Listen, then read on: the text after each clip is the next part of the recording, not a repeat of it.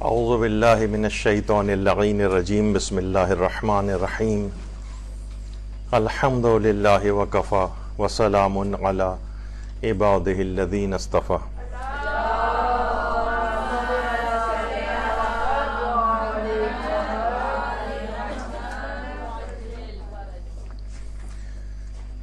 نابالغ لیکن سمجھدار یعنی ممیز بچوں کے فقہی احکام.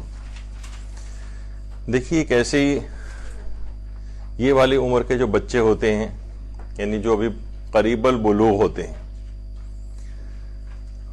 اور ہر گھر میں ایسے بچے پائے جاتے ہیں تقریباً،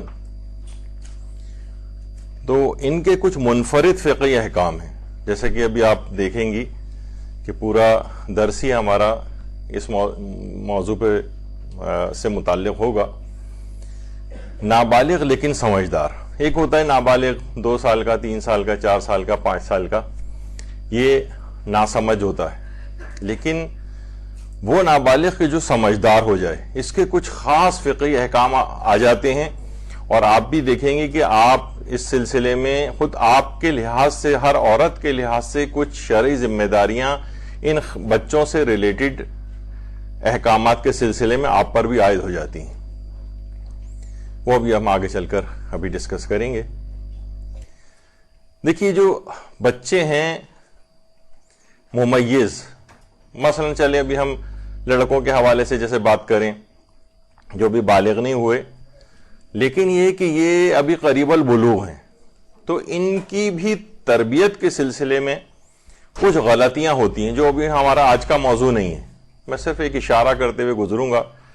تربیت اولاد کے جو دروس یہاں پر منعقد ہوئے تھے ایک سیریز میں، عمر کے اعتبار سے تربیت کس طرح سے ہوتی ہے، ہر عمر کے اعتبار سے الگ الگ تربیت ہے. تو ممیز بچوں کی تربیت میں کچھ غلطیاں ہوتی ہیں. آپ نے دیکھا ہوگا کہ یہ جو ابھی قریب البلوغ ہوتے ہیں، اصل میں ان کی شخصیت نابالغیت سے بلوغ کی طرف جا رہی ہوتی ہے، ایک ٹرانزیشن ہے پرسنالٹی کا. تو اس میں آپ نے دیکھا ہوگا ایسے بچے عام طور پر بڑے ریبیلیس، باغی ہو جاتے ہیں، اور یہی وہ ہے کہ جس میں والدین کو کی پوری کوشش یہ ہونی چاہیے کہ ان پر ذرا اپنے اس کو دباؤ کو کم رکھیں. یعنی عام طور پہ ہوتا ہے کہ بہت سختی کے ساتھ والدین اس ایج میں ان کی نگرانی شروع کر دیتے ہیں اور ایک ایک چیز کو پکڑ رہے ہوتے ہیں. اچھا اس کے اندر بغاوت کا عنصر ہوتا ہے، وہ اس وقت پھر نہ باغی بن جاتا ہے، ان سے لڑائی جھگڑا کرتا ہے، یہاں تک کہ اپنے والدین سے دور ہو جاتا ہے. پھر اس کے نتیجے میں وہ دیگر ایسے لوگوں کی طرف متوجہ ہو جاتا ہے جو اس کو اس قسم کی واعظ و نصیحت وغیرہ نہ کریں. تو والدین کو اس ایج میں خاص طور پر ان بچوں کے سلسلے میں بہت زیادہ سختی سے اجتناب کرنا چاہیے. لیکن اس کی خاص ایک پورا ایک طریقہ کار ہے. اب ایسا بھی نہیں کہ انہیں بالکل چھوڑ دیں کہ جناب وہ ڈرگز کا عادی بن رہا ہے اور شراب پینے لگا ہے اور چیزوں میں مبتلا ہو گیا ہے. لیکن عام طور پر جس طریقے سے والدین جو سختیاں کرتے ہیں اس سے بچہ ان سے دور ہو جاتا ہے، بلکہ نفرت کرنے لگتا ہے، بلکہ یعنی ان سے بالکل وہ سمجھتا ہے کہ شاید میرے دشمن اور وہ ہیں مخالف. تو یہ اس میں خصوصیت کے ساتھ میں نے صرف ایک ابتدائی میں، کیونکہ ہمیں تو فقہی احکام بیان کرنے ہیں لیکن اس اخلاقی پہلو کی طرف بھی توجہ مرکوز کرائی ہے. اچھا اب لڑکے دیکھیے عمر کے اعتبار سے بالغ کب ہوتے ہیں؟ جب 15 قمری سال مکمل کر لیتے ہیں عمر کے اعتبار سے. یعنی ہم دیکھتے ہیں کہ انگریزی سالگرہ کی تاریخ کے لحاظ سے جب لڑکے تقریباً 14 سال 7 مہینے اور 15 دن کے ہو جائیں تو عمر کے لحاظ سے بالغ ہو جائیں گے. لیکن کچھ اور علامت بلوغ بھی ہیں جن کی وجہ سے پہلے بھی بالغ ہو سکتے ہیں. لیکن 15 قمری سال جب یہ مکمل کر لیں گے، یعنی اس کا مطلب یہ ہوا کہ اگر انگریزی حساب سے ان کی سالگرہ منائی جا رہی ہے تو لڑکے 14 سال 7 مہینے 15 دن کے جب ہو جائیں گے انگریزی لحاظ سے، عمر کے لحاظ سے بالغ ہو جائیں گے. اب ان کے اوپر نماز و روزے وغیرہ اور سارے احکامات اسلامی آ جائیں گے. لڑکیوں کا سلسلہ کیا ہے؟ نہیں، پہلے لڑکوں کی ایک بات اور. حافظ سیستانی فرماتے ہیں کہ زیر ناف اور چہرے اور ہونٹوں کے نیچے سخت بالوں کا نکلنا یہ بھی علامت بلوغ میں شمار ہوتا ہے. لیکن رہبر معظم کے نزدیک چہرے اور ہونٹوں کے نیچے سخت بال کا نکلنا یہ علامت بلوغ نہیں ہے، صرف زیر ناف سخت بالوں کا نکلنا یہ علامت بلوغ ہے. یہ ایک چیز ایک معلومات کے لحاظ سے میں نے بتائی.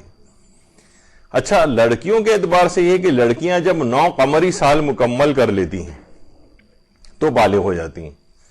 یعنی انگریزی لحاظ سے جب ان کی سالگرہ ہوگی تو لڑکیاں تقریباً 8 سال 8 مہینے اور جب 10 دن کی ہو جاتی ہیں تو بالغہ ہو جاتی ہیں. یعنی اس کا مطلب ہے کہ اپنی انگریزی تاریخ کی سالگرہ کے اعتبار سے تقریباً 97.5 دن پہلے، یعنی 97 دن 22 گھنٹے اور 48 منٹ پہلے یہ بالغ ہو جائیں گی قمری لحاظ سے. یعنی قمری جب 9 سال ان کے مکمل ہوں گے تو انگریزی جو تاریخ ہے سمجھیں جو سالگرہ منائی جا رہی ہے، عام طور پہ لوگ قمری تاریخ بھول جاتے ہیں، لیکن چلیں انگریزی تاریخ کے اعتبار سے جب یہ 9 سال مکمل کرے گی تو اس سے 97.5 دن پہلے یہ بالغہ ہو چکی ہوگی. یعنی لوگ جو ان پہ احکامات اسلامی، حجاب، نماز و روزہ، یہ سب چیزیں. اچھا آغا سیستانی کے نزدیک فقط لڑکیوں میں ایک ہی علامت بلوغ ہے اور وہ ہے 9 قمری سال مکمل ہو جانا. حتیٰ کہ وہ کہتے ہیں کہ حیض آنا بھی علامت بلوغ میں شامل نہیں. یعنی اگر اس عمر سے پہلے اگر اس کو حیض آ رہا ہے 9 سال مکمل ہونے سے پہلے تو تب بھی وہ بالغ نہیں ہوگی. اور اگر کسی لڑکی کو یہ شک ہو کہ عمر کے لحاظ سے اس نے 9 سال قمری مکمل کیے ہیں نہیں اور کوئی وہ خون دیکھے اور اسے اطمینان ہو جائے کہ اس میں خون حیض کی علامات موجود ہیں، تب بالغہ شمار ہوگی. یعنی سمجھیں بس ایک لحاظ سے یہ سمجھیں کہ ان کے لحاظ سے ایک ہی صرف علامت بلوغ ہے، وہ ہے 9 قمری سال مکمل ہونا. اور ایسی مشکوک صورتحال جو اس میں ذکر ہوئی ہے، اس میں رہبر معظم کے نزدیک نہ تو وہ بالغہ شمار ہوگی اور نہ ہی وہ حیض شمار ہوگا، اور چاہے اس کے اندر علامت خون حیض موجود ہی کیوں نہ ہو، لیکن 9 قمری سال مکمل ہونے سے پہلے یہ شمار نہیں ہوگا. اور اگر 9 قمری سال مکمل ہو گئے اور اس کے بعد حیض آتا ہے اس کو تو پھر تو وہ عمر کے لحاظ سے تو بالغ ہو چکی ہے. یعنی ان کے نزدیک حیض علامت بلوغ نہیں ہے. یہ ایک مسئلہ ہوا. اچھا اس میں ایک فتویٰ آیت اللہ اسحاق فیاض کا تبدیل ہوا ہے. آیت اللہ اسحاق فیاض اس سے پہلے 9 قمری سال مکمل ہونے کی شرط ہی لگاتے تھے، جیسے کہ اور باقی سارے مراجع بھی کہتے ہیں، لیکن ریسنٹلی ان کا یہ فتویٰ تبدیل ہوا ہے اور وہ یہ فرماتے ہیں کہ وہ 13 جب قمری سال مکمل کر لے گی تو عمر کے لحاظ سے بالغ ہوگی. یعنی کافی فرق ہے. اچھا اس میں ایک اور بھی بات بتا دی جائے کہ آغا سیستانی وغیرہ کے سلسلے میں کوئی احتیاط واجب نہیں ہے کہ ان کی طرف رجوع ہو سکے. یہ مسئلہ احتیاط واجب والا نہیں ہے، ورنہ بہرحال لڑکیوں کے لیے ایک ایج ملتا کہ 13 سال کی عمر تک مثلا ان کے اوپر نماز و روزے فرض نہیں ہوتے اور کافی اس میں ریلیکسیشن ایک لحاظ سے ملتی. لیکن یہ صرف ایک لحاظ سے ان کا پھر ایک منفرد مسئلہ ہوگا جو ان کے صرف مقلدات کے لیے رہے گا ویلڈ. البتہ وہ یہ فرماتے ہیں کہ اگر 13 سال سے پہلے اگر اس کو حیض آ جاتا ہے 9 سال کی عمر میں، 10 سال کی عمر میں، 11 سال کی عمر میں، 12 سال کی عمر میں، تو تب بھی وہ پھر عمر نہیں دیکھی جائے گی، پھر وہ بالغ یا بالغہ شمار ہو جائے گی. لیکن اگر اس کو اس سے پہلے پیریڈ سٹارٹ نہیں ہوئے ہیں اور تو پھر وہ 13 سال کی عمر جب مکمل کر لے گی تب بالغہ شمار ہوگی. یہ ایک معلومات کے لحاظ سے کہ ہو سکتا ہے کہ مرجع کی تبدیلی کے اعتبار سے کبھی یا مرجع خود بھی اپنا فتویٰ تبدیل کر سکتا ہے. اس کی تحقیق کیونکہ ہمارے مراجع کی مسلسل جاری رہتی، یہ نہیں کہ بس اس نے آج ایک تحقیق کی 30 سال پہلے تو ضروری نہیں کہ 30 سال بعد نہیں، وہ اس کی تحقیق کے نتیجے میں وہ اور زیادہ واضح طور پر حکم شریعت تک، حکم خدا تک پہنچ گیا تو اپنا فتویٰ بدل بھی سکتا ہے. جیسے کہ آیت اللہ اسحاق فیاض نے تبدیل کیا. پہلے وہ 9 قمری سال مکمل ہونے کو بالغ ہونا سمجھتے تھے، لیکن اب کہتے ہیں کہ جب وہ عمر کے لحاظ سے 13 قمری سال مکمل کر لے گی تب بالغہ شمار ہوگی. لیکن اس سے پہلے اگر اس کو حیض آ گیا تو پھر وہ تب بالغ ہو جائے گی، پھر 13 سال کو نہیں دیکھا جائے گا. اچھا ایک کیونکہ معاشرے میں ہم لوگ رہتے ہیں تو اس طرح کی بہت سی باتیں آپس میں بھی چلتی رہتی ہیں. تو مسلمان جو دیگر فقہ ہیں اس میں فقہ حنفی کے اعتبار سے، فقہ حنفی میں یہ ہے کہ یا تو ان میں 3 شرطیں وہ کہتے ہیں. ایک تو حیض بھی کو بھی علامت بلوغ کہتے ہیں، احتلام ہونے کو بھی علامت بلوغ کہتے ہیں خواتین میں، یا پھر یہ کہ وہ عمر کے 17 سال مکمل کر لے. 17 سال فقہ حنفی میں. اور جو فقہ شافعی اور فقہ حنبلی میں اس میں یہ ہے کہ لڑکی جو ہے وہ 15 قمری سال مکمل کر لے. اور بعض جگہوں کے اوپر 13 سال بھی لکھا ہوا ہے. تو بہرحال اس لحاظ سے ایک معاشرے کے اندر. البتہ قرآن کے اندر جو بلوغ ہے اس کی 3 تعبیرات استعمال ہوئی ہیں. ایک تو بلوغ نکاح، یعنی حتی اذا بلغ النکاح، یعنی ایک تو ہے بلوغ نکاح، یعنی اور یتیموں کی جانچ پڑتال کرتے رہو یہاں تک کہ جب وہ نکاح کی عمر تک پہنچ جائیں. یعنی جب بلوغ نکاح اس کو کہا جاتا ہے کہ جب وہ ازدواج کی ذمہ داریاں اٹھانے کے قابل ہو جائیں، اس سے یہ مراد ہے. دوسرا ہے بلوغ حلم، جب یعنی جنسی لحاظ سے اس کے اندر بلوغ آ جائے. یہ بھی قرآنی تعبیرات ہیں. بلغ الاطفال منکم الحلم، جب تمہارے لڑکے حد بلوغ تک پہنچ جائیں تو انہیں بھی اسی طرح اجازت لینی چاہیے جس طرح وہ ان سے پہلے لوگ اپنے بڑوں سے اجازت لیتے رہے. یعنی یہ قرآن کی تعبیرات ہیں. اور ایک ہے بلوغ اشدہ، اس کے معنی کہ جسمانی اعتبار سے اور عقل کے اعتبار سے اتنی اس کے اندر سمجھ بوجھ پیدا ہو جائے تو اس کو بلوغ اشدہ قرآن نے کہا. حتی یبلغ اشدہ، اور یتیم کے مال کے قریب نہ جاؤ اور اپنے طریقے سے جو بہترین ہو یہاں تک کہ وہ اپنے سن رشد و کمال تک پہنچ جائے. یعنی جسمانی اعتبار سے اور عقل کے اعتبار سے اس قدر شعور آ جائے اس کے اندر. تو قرآن نے 3 تعبیرات بلوغ کے سلسلے میں استعمال کی. اچھا دیکھیے، بلوغ ہمارے ہاں یہ چیز رائج نہیں ہے. اس سے پہلے میں کئی دفعہ اس کی اہمیت کا احساس اپنے تئیں کوشش کرتا ہوں کہ اجاگر ہو جائے. ایران میں، عرب دنیا کے اندر ایک جشن بلوغ منایا جاتا ہے. لڑکیوں کے اعتبار سے بھی، لڑکیاں جب اس عمر کو پہنچتی ہیں عمر کے اعتبار سے، اسی طریقے سے لڑکے جب اپنی عمر بلوغ تک پہنچتے ہیں تو باقاعدہ ایک جشن منایا جاتا ہے. جیسے ہمارے عام طور پہ ہر سال سالگرہیں منائی جاتی ہیں، لیکن جشن بلوغ کا بالکل رواج نہیں ہے. اس میں بچے کو بلکہ اس کی تیاری کرائی جاتی ہے کہ دیکھو بیٹا اب تم اتنے دن بعد، اتنے عرصے بعد کیلنڈر پہ مارک کیا جائے، 2 سال پہلے، 1 سال پہلے سے شروع کر دیا جائے. اب تمہارے بالغ ہونے میں اتنا ٹائم رہ گیا، اللہ تم پہ اب اتنا اعتماد کرے گا کہ تم پر اپنے احکامات شریعت کو نافذ کرے گا. اس سے پہلے فلاں چیزیں تم سیکھ لو، کیونکہ اس کے بعد پھر جو ہے نہیں، بچے کو پورا احساس دلاتے ہوئے، ایک گراؤنڈ بناتے ہوئے یہاں تک کہ وہ بلوغ کی منزل میں داخل ہو. ہمارے ہاں وہ سال اس کو بالغ ہوئے گزر جاتے ہیں، تب تک نہ اس کی نمازیں صحیح ہوتی ہیں، نہ روزے ٹھیک ہوتے ہیں، نہ وضو ٹھیک ہوتا ہے، نہ اس کو ایک لاؤ والی اور ایک ایسی پھرنے والا لڑکا یا لڑکی اس طرح سے پھر رہے ہوتے ہیں.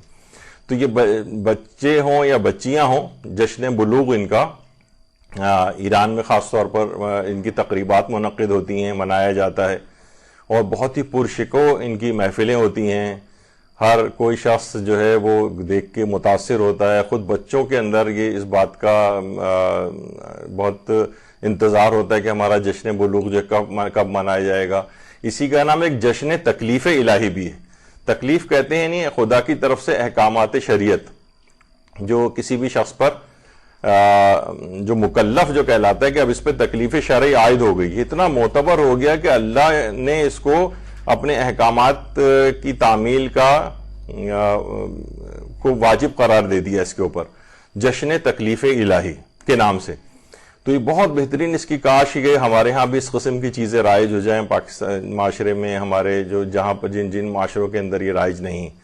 تو بچوں کو ابتدائی سے خاص طور پر وہ ایک پیریڈ جس کے اندر وہ میں نے کہا کہ باغی ہو رہا ہے، جس کے اندر وہ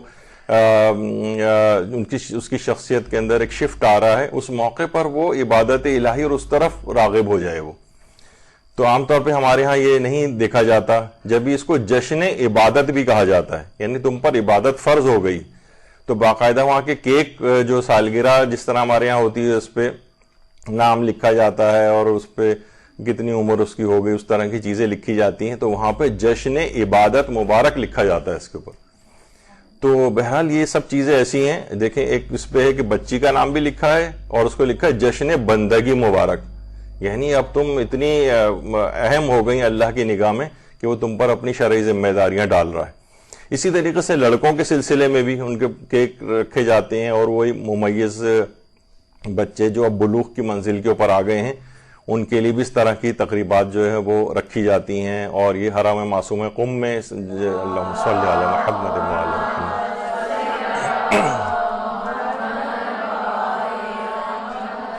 ان بچوں کی تقریبات جشن بلوغ کے سلسلے میں رکھی جاتی ہیں، اور اسی عمر کے گروپ کے بچے وہ وہاں پر آتے ہیں، ان سے سوال و جواب ہوتے ہیں، ان کو احکام، یہاں تک کہ رہبر معظم خود ان بچوں کی تقریبات کے اندر آتے ہیں، بلکہ ان کی نماز جماعت کی امامت بھی فرماتے ہیں۔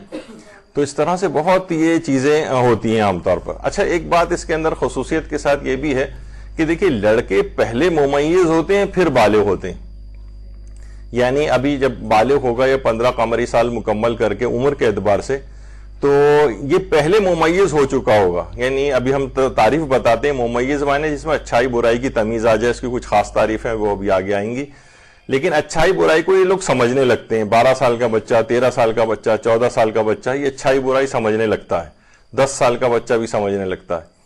تو لڑکے پہلے ممیز ہوتے ہیں پھر بالغ ہوتے ہیں۔ لڑکیوں میں عام طور پر دیکھا یہ جاتا ہے کہ لڑکیاں پہلے بالغہ ہو جاتی ہیں پھر رشیدہ ہوتی ہیں، یعنی ان میں سمجھ بوجھ تھوڑی سی کچھ عرصے بعد جا کر آ جاتی ہے، لیکن ممیز یہ پہلے بھی ہو جاتی ہیں۔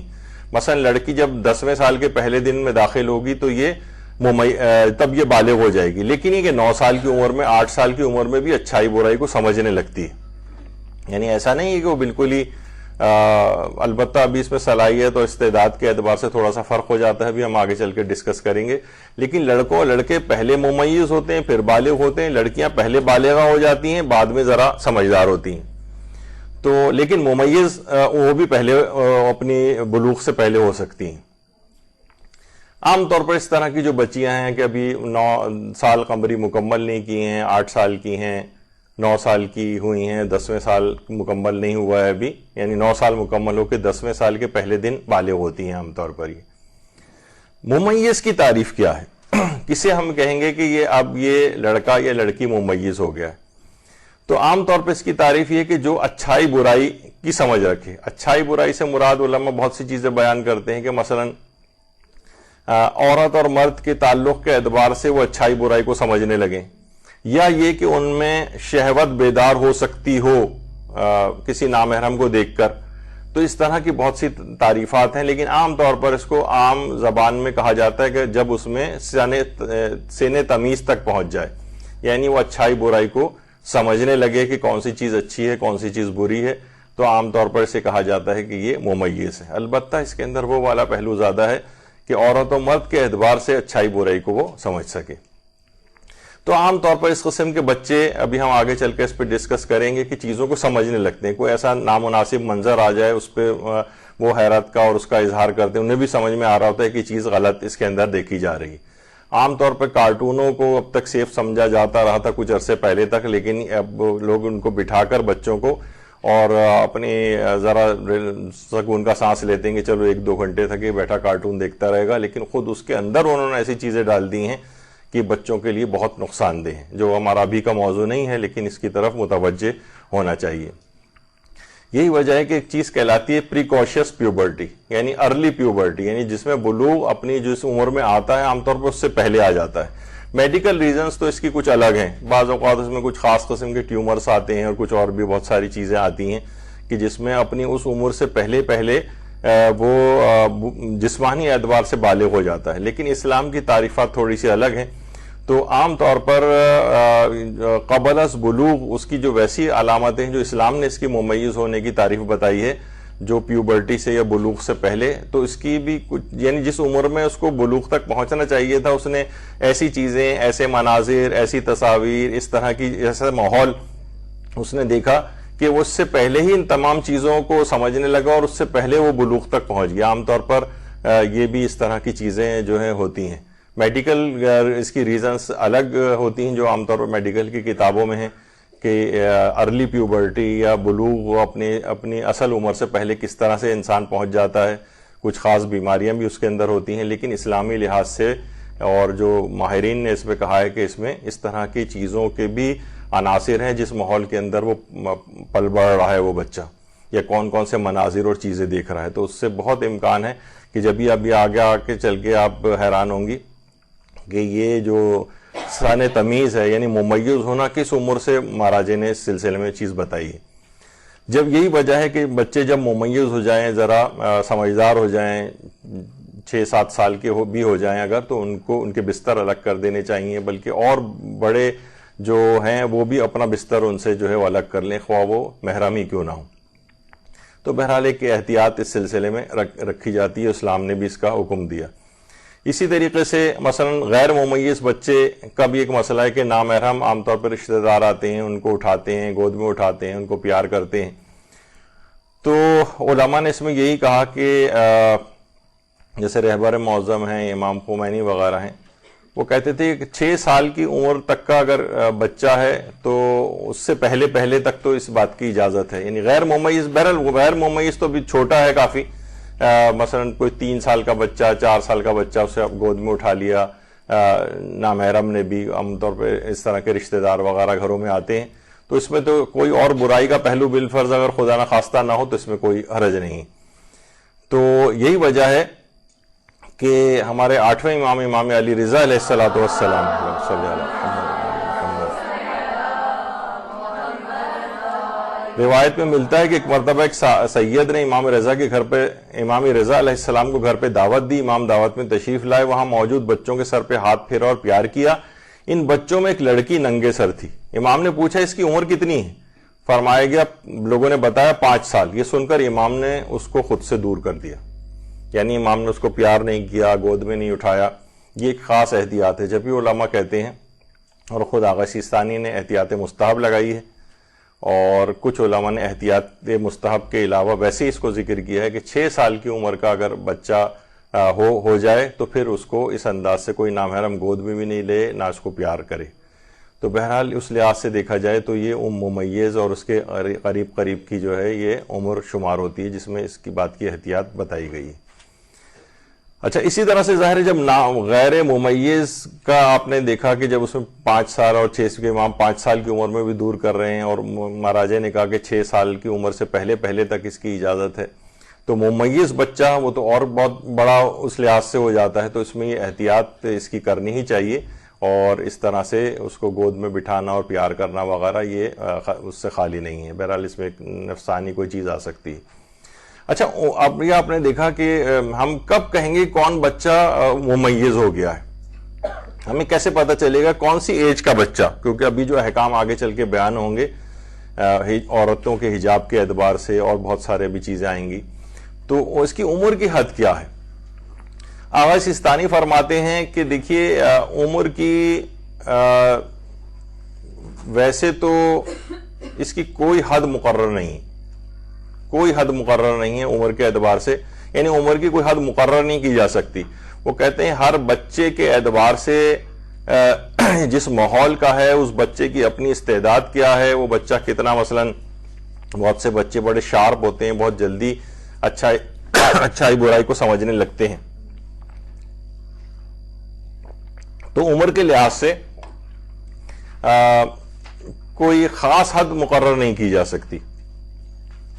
تو اس میں خود ہی آپ کو دیکھنا پڑے گا کہ یہ بچہ عمر کے اس لحاظ سے اس میں پہنچ گیا ہے یا نہیں پہنچا ہے. اگر شک ہو تو اس کا مسئلہ بھی ہم آگے چل کے بتائیں گے کہ عام طور پر زیادہ تر اس میں شک ہی رہتا ہے.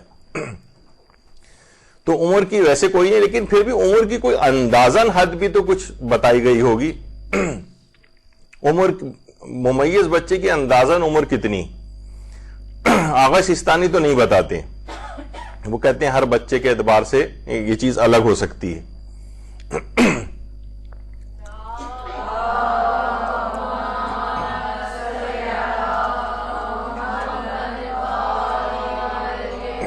لیکن کچھ اور علماء جیسے ہمارے مراجع ہیں, جیسے آیت اللہ صافی گل پائگانی, انہوں نے بتایا کہ ممکن ہے بچہ 7 یا 8 سال کی عمر میں بھی بالغ یعنی ممیز ہو جائے, 7 اور 8 سال.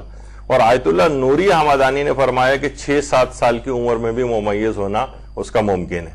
یعنی آپ نے دیکھا کہ ویسے تو لڑکا بالغ ہو رہا ہے 15 سال مکمل کر کے, وہ کہہ رہے ہیں 7-8 سال یا 6-7 سال کی عمر میں بھی ممیز ہو جائے گا. جب ممیز ہو جائے گا اس کا مطلب یہ ہے کہ آپ کے لحاظ سے بھی کچھ احکام جو ابھی ہم آگے چل کے بیان کریں گے, جس میں آپ کو احتیاط کرنی پڑے گی اس سے, وہ ابھی آگے چل کے بیان ہوں گے.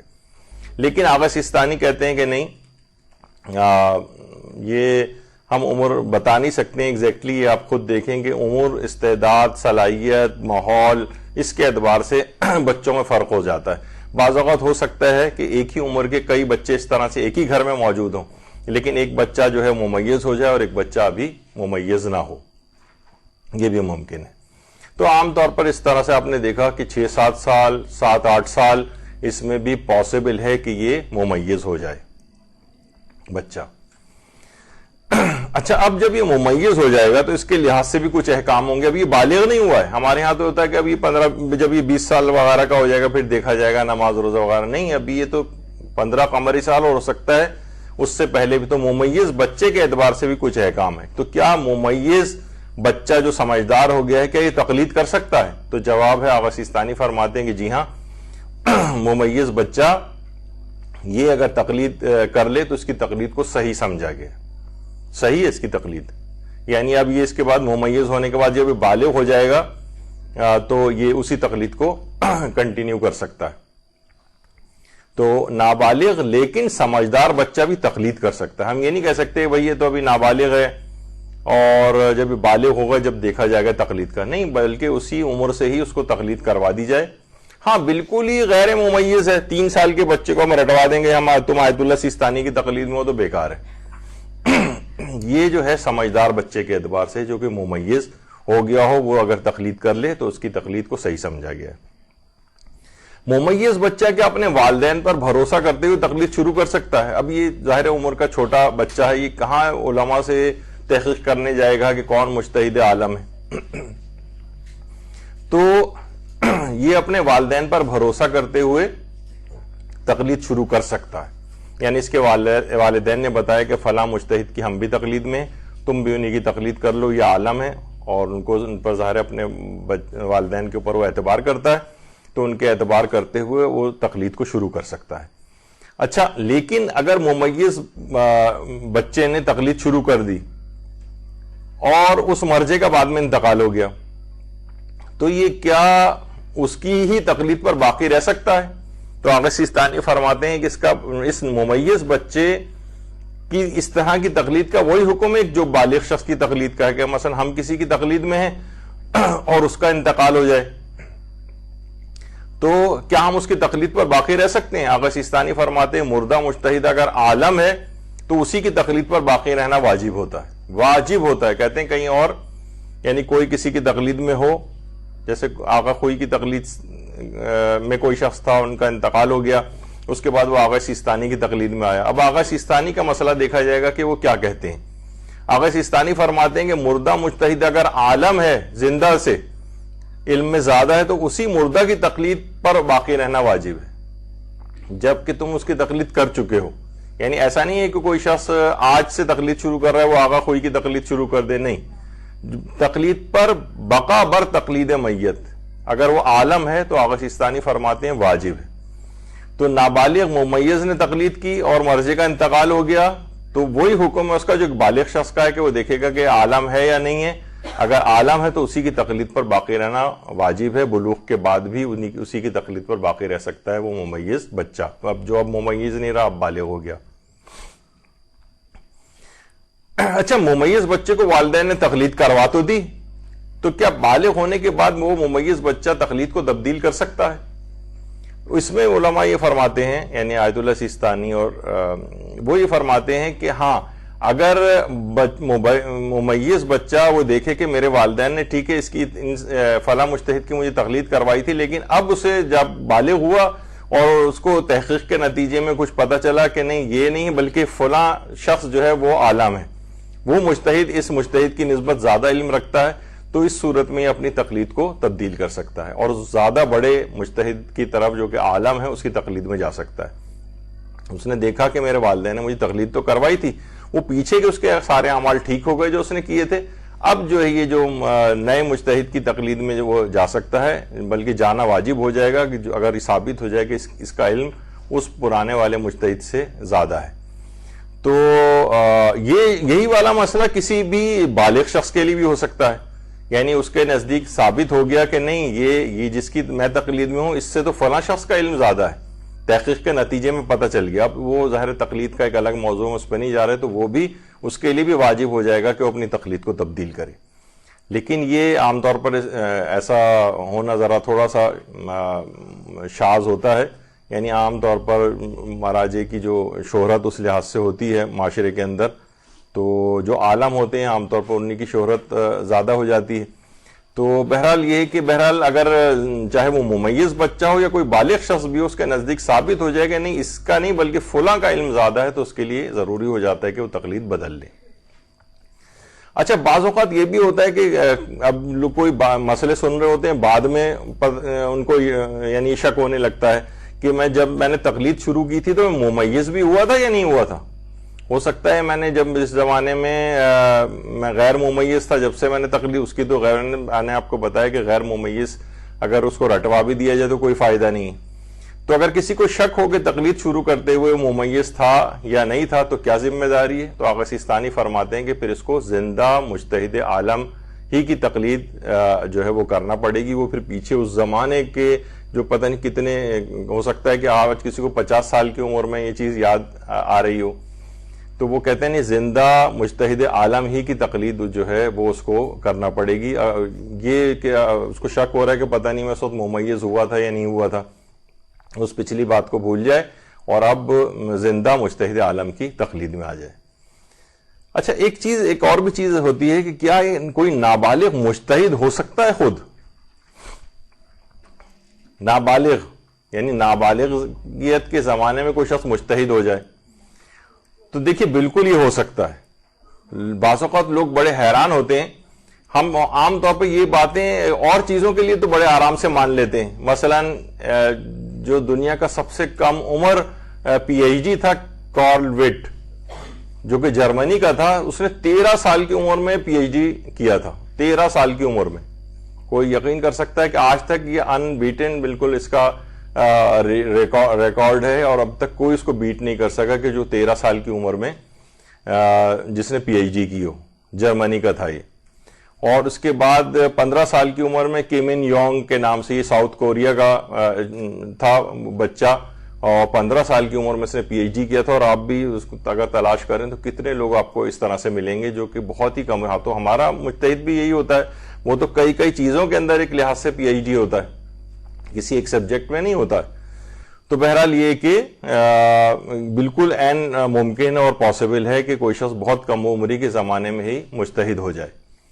البتہ یہ ضرور ہے کہ نابالغیت کے زمانے میں اگر کوئی شخص مجتہد ہو بھی جائے تب بھی اس کی تقلید نہیں کی جا سکتی. تقلید کے لیے شرط ہے کہ جس کی تقلید کی جائے وہ بالغ ہونا چاہیے, کیونکہ بعض اوقات دماغ میں آتا ہے کہ جب آپ تقلید کی شرائط پڑھتے ہیں تو اس میں سب سے پہلی شرط یہ ہوتی ہے کہ اس کو بالغ ہونا چاہیے.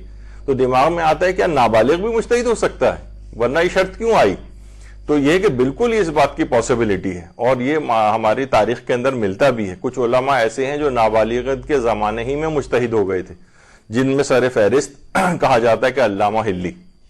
علامہ ہلی جن کی قبر حرم امیر المومنین علیہ الصلوۃ والسلام کے احاطے میں. اللہ صلی علی محمد.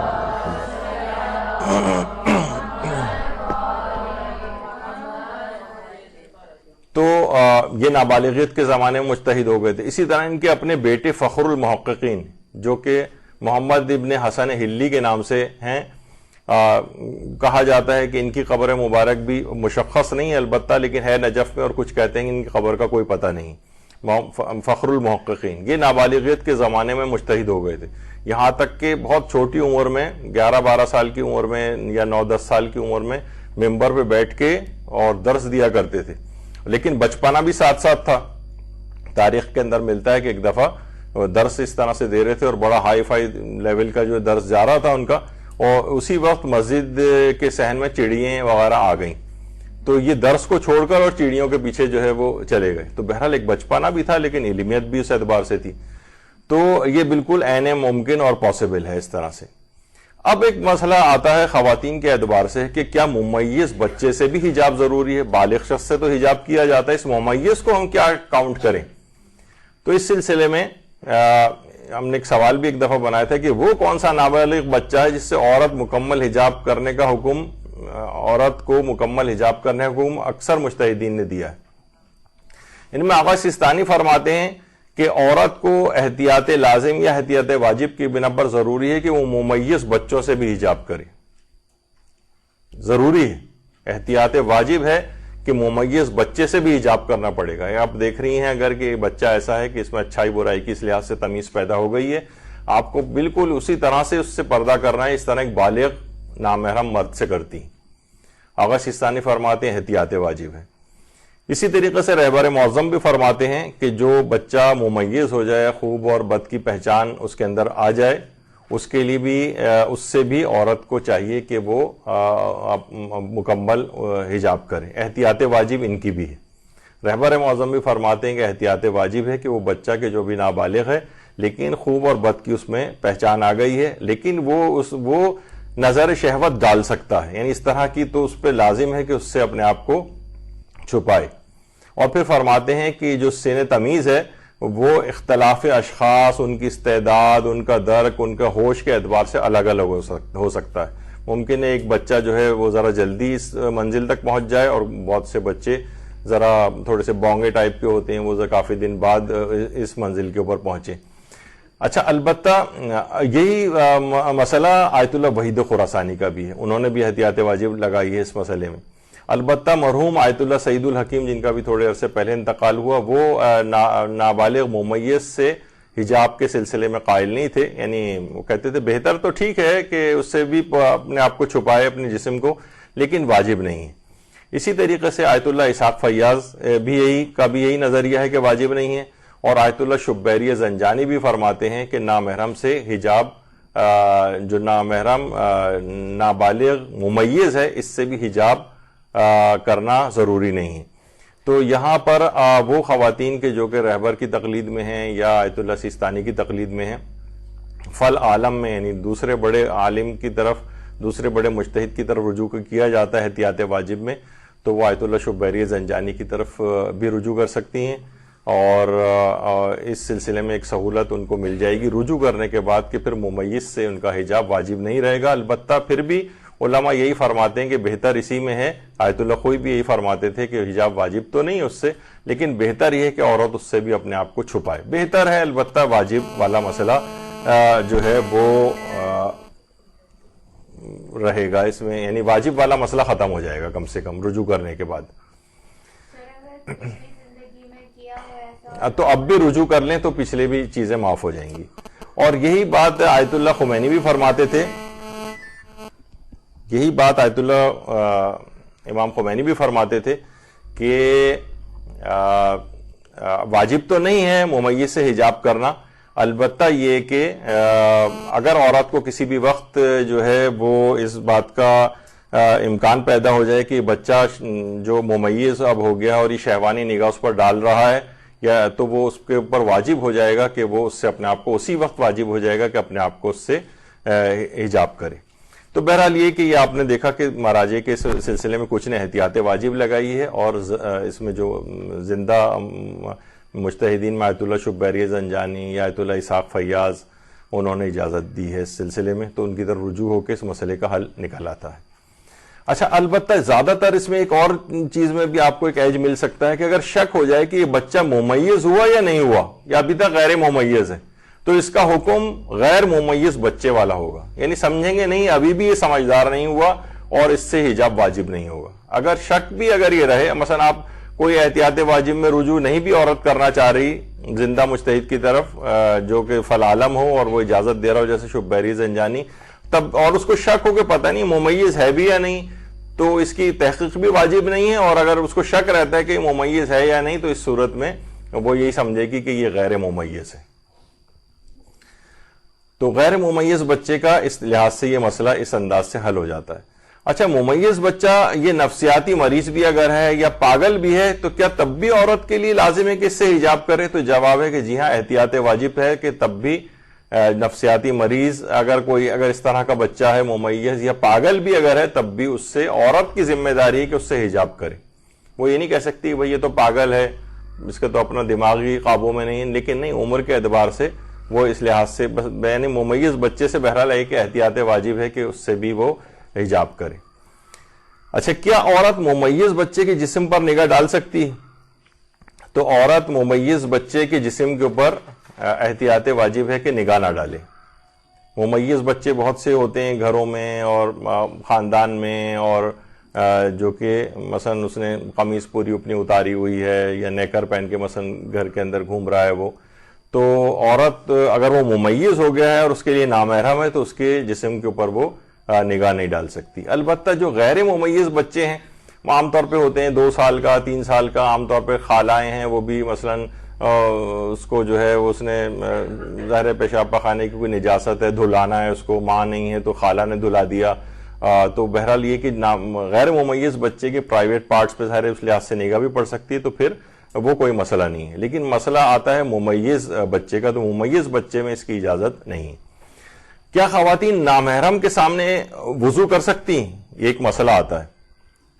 نامحرم کے سامنے وضو، تو نامحرم کے سامنے وضو نہیں کر سکتی خواتین، کیونکہ اس میں ایک مسئلہ یہ آتا ہے کہ نامحرم کے سامنے مثلا اپنے بالوں کو مسح کے لیے، پاؤں کو مسح کے لیے، ہاتھوں کو دھونے کے لیے کھولنا پڑے گا، اور نامحرم کے سامنے بے حجابی جائز نہیں. تو خواتین جو ہے نامحرم کے سامنے نہیں کر سکتی. بالغ مرد کے سامنے اگر کسی خاتون نے وضو کیا تو بہرحال یہ کہ وہ گناہگار ہوگی، البتہ اس کا وضو ٹھیک ہے. یعنی ایسا نہیں کہ وہ اس کا وضو باطل ہو جائے. بہت سے لوگ یہ سمجھتے ہیں، اور ممکن ہے کسی مرجع کا کوئی فتویٰ رہا بھی اس سلسلے میں ہو، لیکن بہرحال موجودہ جو مراجع ہیں آغا سیستانی اور رہبر وغیرہ، وہ کہتے ہیں کہ بہرحال وضو تو اس کا باطل نہیں ہے، لیکن وہ گناہگار ہوگی کیونکہ اس نے اپنے حجاب کی مخالفت کی ہے. اچھا، یعنی اگر گناہ کرتے ہوئے نامحرم کے سامنے اس نے وضو کر بھی لیا تب بھی اس کا وضو کم سے کم ٹھیک رہے گا، یعنی وضو باطل نہیں ہوگا. البتہ گناہگار ہوگی کہ تم نے کیوں نامحرم کے سامنے کیا. عام طور پہ یہ ہم دیکھنے میں آتا ہے مختلف حج و عمرہ یا زیارات کے سفر میں کسی جگہ بس رکی اور وہاں پہ نماز کا ٹائم ہو گیا ہے، اب خواتین وہیں پہ ہی کوئی نل وغیرہ لگے ہوئے ہیں، 1-2 نلوں کے اوپر مثلا مردوں نے وضو کرنا شروع کر دیا، وہیں عورتیں بھی وضو شروع کر دیتی ہیں. اپنا بال کھول کے مسا ہو رہا ہے اور ہاتھ کھول کے ہاتھ دھوئے جا رہے ہیں وضو میں، تو یہ جائز نہیں ہے. خواتین کوئی حجاب کا کوئی انتظام کریں، کچھ عورتیں کوئی چادر پکڑ کے کھڑی ہو جائیں، اس کے اندر خواتین جو ہے بہرحال وضو کریں، یا ان کے الگ واش روم وغیرہ جو بنے ہوتے ہیں وہاں جا کر کریں. بہرحال نامحرم کے سامنے وضو نہیں کر سکتی. کر لیا تو البتہ یہ ہے کہ باطل نہیں ہے وضو، گناہگار البتہ ہوں گی. اسی طریقے سے نماز میں پاؤں کے حجاب کا بھی مسئلہ ہے. ویسے عام حالات میں عورت کو نامحرم سے اپنے پاؤں کو چھپانا ہے. رہبر کا بھی یہی نظریہ ہے، آیت اللہ سیستانی کا بھی یہ نظریہ ہے، اکثر مراجع کا نظریہ ہے. ایک آدھ کی کہیں شاید ایکسیپشن ہے اس میں، لیکن ویسے نماز میں پاؤں کے یعنی عام حالات میں نامحرم سے اپنے پاؤں کو بھی چھپانا ہے. جب ایک دفعہ ہم نے وہ بنایا تھا ایک ٹریکی ٹائپ کا ایک سوال، تو اس کے اندر یہ بھی تھا کہ کیا عورت کے لیے نامحرم کے سامنے موزے پہننا واجب ہے؟ تو اکثر نے کہا کہ جی ہاں واجب ہے. حالانکہ دیکھا جائے تو ٹیکنیکلی بات غلط ہے. یعنی نامحرم سے اپنے پاؤں کو چھپانا واجب ہے، موزے کا پہننا واجب نہیں. مثلا آپ ہو سکتا ہے کہ آپ نے ایسی چادر پہنی ہوئی اس میں آپ کے پاؤں خود بخود چھپ رہے ہوں، تو پھر اس صورت میں موزے پہننا واجب نہیں رہے گا. یا کوئی کسی اور طریقے سے آپ نے اپنے پاؤں کو چھپا لیا موزے کے علاوہ، تو بہرحال یعنی اصلاً موزے پہننا واجب نہیں بلکہ نامحرم سے پاؤں کو چھپانا واجب ہے. اب ظاہر ہے زیادہ تر عام حالات میں موزے سے ہی پاؤں کو چھپ سکتا ہے، ورنہ پھر وہی ہے کہ وہ صاف چھپتے بھی نہیں، سامنے آتے بھی نہیں، کبھی پاؤں نظر آ رہا ہے کبھی نہیں آ رہا، کبھی آ رہا ہے کبھی نہیں آ رہا. یہ ایک کھیل عام طور پہ ہوتا ہے. جیسے بہت سی خواتین ہیں کہ جناب وہ دوپٹے سے اپنا بالوں کو چھپا رہی ہوتی ہیں، پھر بار بار دوپٹہ ہٹ رہا ہے، بال نظر آ رہے ہیں، پھر آپ اس کو دوپٹے کو آگے لا رہی ہیں. ایک عجیب کھیل ایک مذاق اور حجاب کے ساتھ ہوتا ہے. تو نماز میں اگر ایسا ہو جائے، عورت کے لیے نماز میں پاؤں کا چھپانا واجب نہیں اگر کوئی نامحرم سامنے نہ ہو. نامحرم سامنے ہو تو پاؤں کا چھپانا ہے، لیکن عورت کے لیے نماز میں پاؤں کا حجاب نہیں. البتہ اس میں احتیاط کرنی چاہیے کہ اگر عام طور پہ پاؤں شلوار یا کوئی بھی ایسی چیز اس نے پہنی ہوئی ہے اور سجدے میں جاتے وقت عام طور پہ تھوڑا سا وہ پاؤں کے ٹخنے سے اوپر کا حصہ نظر آ گیا تو اس کی نماز بھی باطل ہو جائے گی. تو ظاہر ہے پھر اس میں احتیاطی کریں. ویسے عورت عام طور پہ اوپر سے اگر چادر وغیرہ پہنتی ہے تو پاؤں اس میں چھپ جاتے ہیں. تو بہرحال نماز میں عورت کے پاؤں کا حجاب واجب نہیں ہے، صرف نامحرم کے سامنے حجاب یہ ضروری ہے. اسی طریقے سے وضو کے لیے حجاب شرط نہیں ہے، خود حجاب کی پابندی کے اعتبار سے حجاب شرط ہے، ورنہ وضو تو اس کا ٹھیک ہو جائے گا. اچھا غیر ممیز نابالغ کے سامنے اگر وضو کیا تو ظاہر ہے کوئی حرج نہیں، غیر ممیز سے تو پردہ واجب نہیں ہے، اس کے سامنے وضو کرنا بھی جائز ہے۔ تو کیا عورت ممیز کے سامنے وضو کر سکتی ہے؟ تو اس کا حکم وہی ہے جو ابھی ہم نے حجاب کے سلسلے میں بیان کیا کہ آغا سیستانی اور رہبر کہتے ہیں احتیاط واجب کی بنا پر نامحرم سے اپنے آپ کو چھپانا ہوگا، تو وضو کرتے ہوئے بھی اپنے آپ کو چھپانا پڑے گا۔ البتہ یہ ہے کہ اگر وہ آیت اللہ شبیریہ زنجانی وغیرہ کی طرف رجوع کر لے تو پھر وہ ممیز بچے کے سامنے بھی وضو کر سکتی ہے۔ اچھا، اب ایک مسئلہ اور آتا ہے، خاص طور پہ لڑکیوں کے سلسلے میں یہ آتا ہے۔ آغا سیستانی سے پوچھا گیا کہ اگر اب لڑکی اب بالغ ہو گئی لیکن اس کے بچپن کی میں بے پردہ تصویریں، تو کیا اس تصویر کو دیکھا جا سکتا ہے؟ تو انہوں نے فرمایا کہ اگر اتنا زیادہ فرق نہیں ہوا ہے اس بچپن کی تصویر میں، مثلا ایک بچی ابھی بالغ ہوئی ہے، عمر کے اعتبار سے 9 سال مکمل کر، لیکن 6 مہینہ پہلے اس نے ایک تصویر کھنچوائی تھی، تو دیکھا جائے تو کوئی خاطر فرق نہیں پڑا اس پہ، لیکن ہے وہ نابالغیت کے زمانے کی تصویر۔ تو فرماتے ہیں اگر زیادہ فرق نہیں ہے تو پھر اس احتیاط واجب کی بنا پر مرد کے لیے ضروری ہے کہ اس نامحرم اس بچی کی جو نابالغیت کے زمانے کی تصویر ہے اس کو بھی نہ دیکھے، کیونکہ دونوں تصویروں میں فرق نہیں ہے۔ لیکن اب مثلا یہ جو 18-19 سال کی ہو چکی ہے اور وہ جناب اس کی جو ہے وہ 8-9 سال کی عمر کی بچی کی تصویر ہے، تو تصویر میں کیونکہ بہت فرق ہو گیا ہے تو لہٰذا اس نابالغیت کے زمانے کی تصویر کو دیکھا جا سکتا ہے، یعنی اگر شکل و صورت میں زیادہ تبدیلی اس کی ہو گئی اور زیادہ فرق اگر نہ ہوا ہو تو پھر نہیں دیکھ سکتا اس تصویر کو بھی، کیونکہ تو ایسے ہی جیسے اس کو دیکھ رہا ہے ابھی، زیادہ فرق نہیں، احتیاط واجب لگاتے ہیں۔ ایک مسئلہ پھر آتا ہے کیا نابالغ غیر ممیز کی غیبت کی جا سکتی ہے؟ تو اکثر علماء تو یہ کہتے ہیں کہ نابالغ غیر ممیز کی غیبت کی جا سکتی ہے، لیکن یہ کہ اگر بعض نے یہ بھی کہا کہ اگر اس کی غیبت کرنے سے اس کے بالغ لوگوں کو، بالغ جو اس کے ولی ہیں، باپ ماں وغیرہ، ان کو تکلیف اگر پہنچ رہی ہے تو ایک تکلیف، مومن کو تکلیف پہنچانا اور اذیت دینے کے حوالے سے ایک گناہ مل سکتا ہے آپ کو، لیکن غیبت کا گناہ نہیں ملے گا۔ یعنی نابالغ غیر ممیز کی تو غیبت ہو سکتی ہے، لیکن کیا نابالغ ممیز کی غیبت ہو سکتی ہے؟ آیت اللہ سیستانی فرماتے ہیں کہ جائز نہیں ہے اگر وہ بالغ ممیز اس سے متاثر ہو سکتا ہو، یعنی اس کو بری لگ رہی ہے، مثلا آپ گھر میں کہہ رہی ہیں فلاں بچہ ہے وہ کتنا بدتمیز ہے مثلا، اب یہ اس کی یا کوئی اور اس طرح کا اس کا کوئی عیب بیان کیا جا رہا ہے، لیکن وہ اس کو سنے تو وہ رنجیدہ ہو اس کی بات سن کر، تو اگر وہ متاثر ہو سکتا ہے اس سے تو نابالغ ممیز کی غیبت بھی فرماتے ہیں کہ جائز نہیں۔ اور رہبر معظم فرماتے ہیں احتیاط واجب کی بنا پر ممیز کی غیبت جائز نہیں۔ البتہ آیت اللہ خوئی جیسے تھے وہ فرماتے تھے کہ نابالغ کی غیبت کی اجازت ہے، بالغ کی غیبت صرف جائز نہیں، لیکن آغا سیستانی نے تو کہا کہ جائز نہیں ہے اگر وہ اس سے متاثر ہو سکتا ہو، تو نابالغ ممیز کے اعتبار سے بھی احتیاط کرنا پڑے گی۔ ہمارے یہاں بڑے آرام سے زبان کھول دی جاتی ہے اور اس پہ اس کا کوئی بھی عیب بیان کر دیا جاتا ہے جو کہ جائز نہیں۔ اچھا، ایک مسئلہ ایک اور آتا ہے نابالغ کے مال پر خمس کا مسئلہ۔ بھائی یہ تو ابھی تو واجب ہی نہیں، یہ تو ابھی بالغ ہی نہیں ہوا ہے، تو اس پر خمس کہاں سے واجب ہوگا؟ لیکن اس کا مال ہے، مثلا بچوں کو ملنے والے عیدیاں ہوتی ہیں، ان کی جیب خرچ ہوتا ہے، 1 سال اس کو ہو گیا، بچے عام طور پر جمع کر رہے ہوتے ہیں، اس کو کچھ ایسے تحفے ملے سالگرہ پہ جو اس نے استعمال نہیں کیے، وہ اس کے پاس ایسے رکھے ہوئے ہیں، تو اس مال پر دیکھا جائے تو خمس واجب ہو چکا ہے، 1 سال سے استعمال نہیں ہوا وہ۔ تو اس سلسلے میں آیت اللہ سیستانی فرماتے ہیں کہ نابالغ کے مال پر بھی خمس واجب ہو جاتا ہے، چاہے وہ غیر ممیز ہو چاہے ممیز ہو۔ اچھا، لیکن وہ تو نابالغ ہے، اس پر واجب کیسے ہوگا؟ ابھی تو شرعی احکام اس پر آئے نہیں، تو فرماتے ہیں کہ نابالغ کے مال پر جو خمس کا نکالنا واجب ہوگا یہ اس کے ولی کے اوپر واجب ہو جائے گا۔ اچھا، ولی کے اوپر واجب ہوگا تو ولی کے اپنے مال سے واجب نہیں ہوگا بلکہ بچے ہی کے مال سے نکالے گا وہ، خود بھی، یعنی بچے ویسے جو ہے خود بھی چاہے تو وہ اپنے پاس سے نکال دے، لیکن یہ کہ بہرحال بچے ہی کے مال سے نکالنا اس کے اوپر واجب ہوگا۔ تو نابالغ ممیز ہو یا غیر ممیز اس کے ولی کے اوپر یہ واجب ہو جاتا ہے۔ البتہ آغا خوئی تھے وہ فرماتے تھے کہ نہیں، نابالغ کے مال پر نہ ولی کے اوپر واجب ہے نہ اس بچے کے اوپر واجب ہے، جب یہ بچہ بالغ ہوگا تو پھر اس کے 1 سال بعد یہ خمس نکالے گا اس کا، لیکن آغا سیستانی فرماتے ہیں یا تو ابھی اس کے ولی کے اوپر واجب ہے کہ اس کے مال سے خمس نکالے، لیکن اگر ولی نے نہیں نکالا یا ولی متوجہ نہیں ہے اس مسئلے کی طرف، تو یہ بچہ جب بالغ ہوگا تو اس کو فوری طور پر اپنے اس مال کا خمس نکالنا پڑے گا کہ جس پر 1 سال ہو گیا تھا اور وہ اس نے استعمال نہیں کیا تھا، چاہے وہ پیسے کی صورت میں ہو، چاہے تحفے ہوں یا کوئی اور چیزیں وغیرہ ہوں، کپڑے ہوں، اس طرح کی چیزیں. تو یہ ایک مسئلہ اس میں آتا ہے.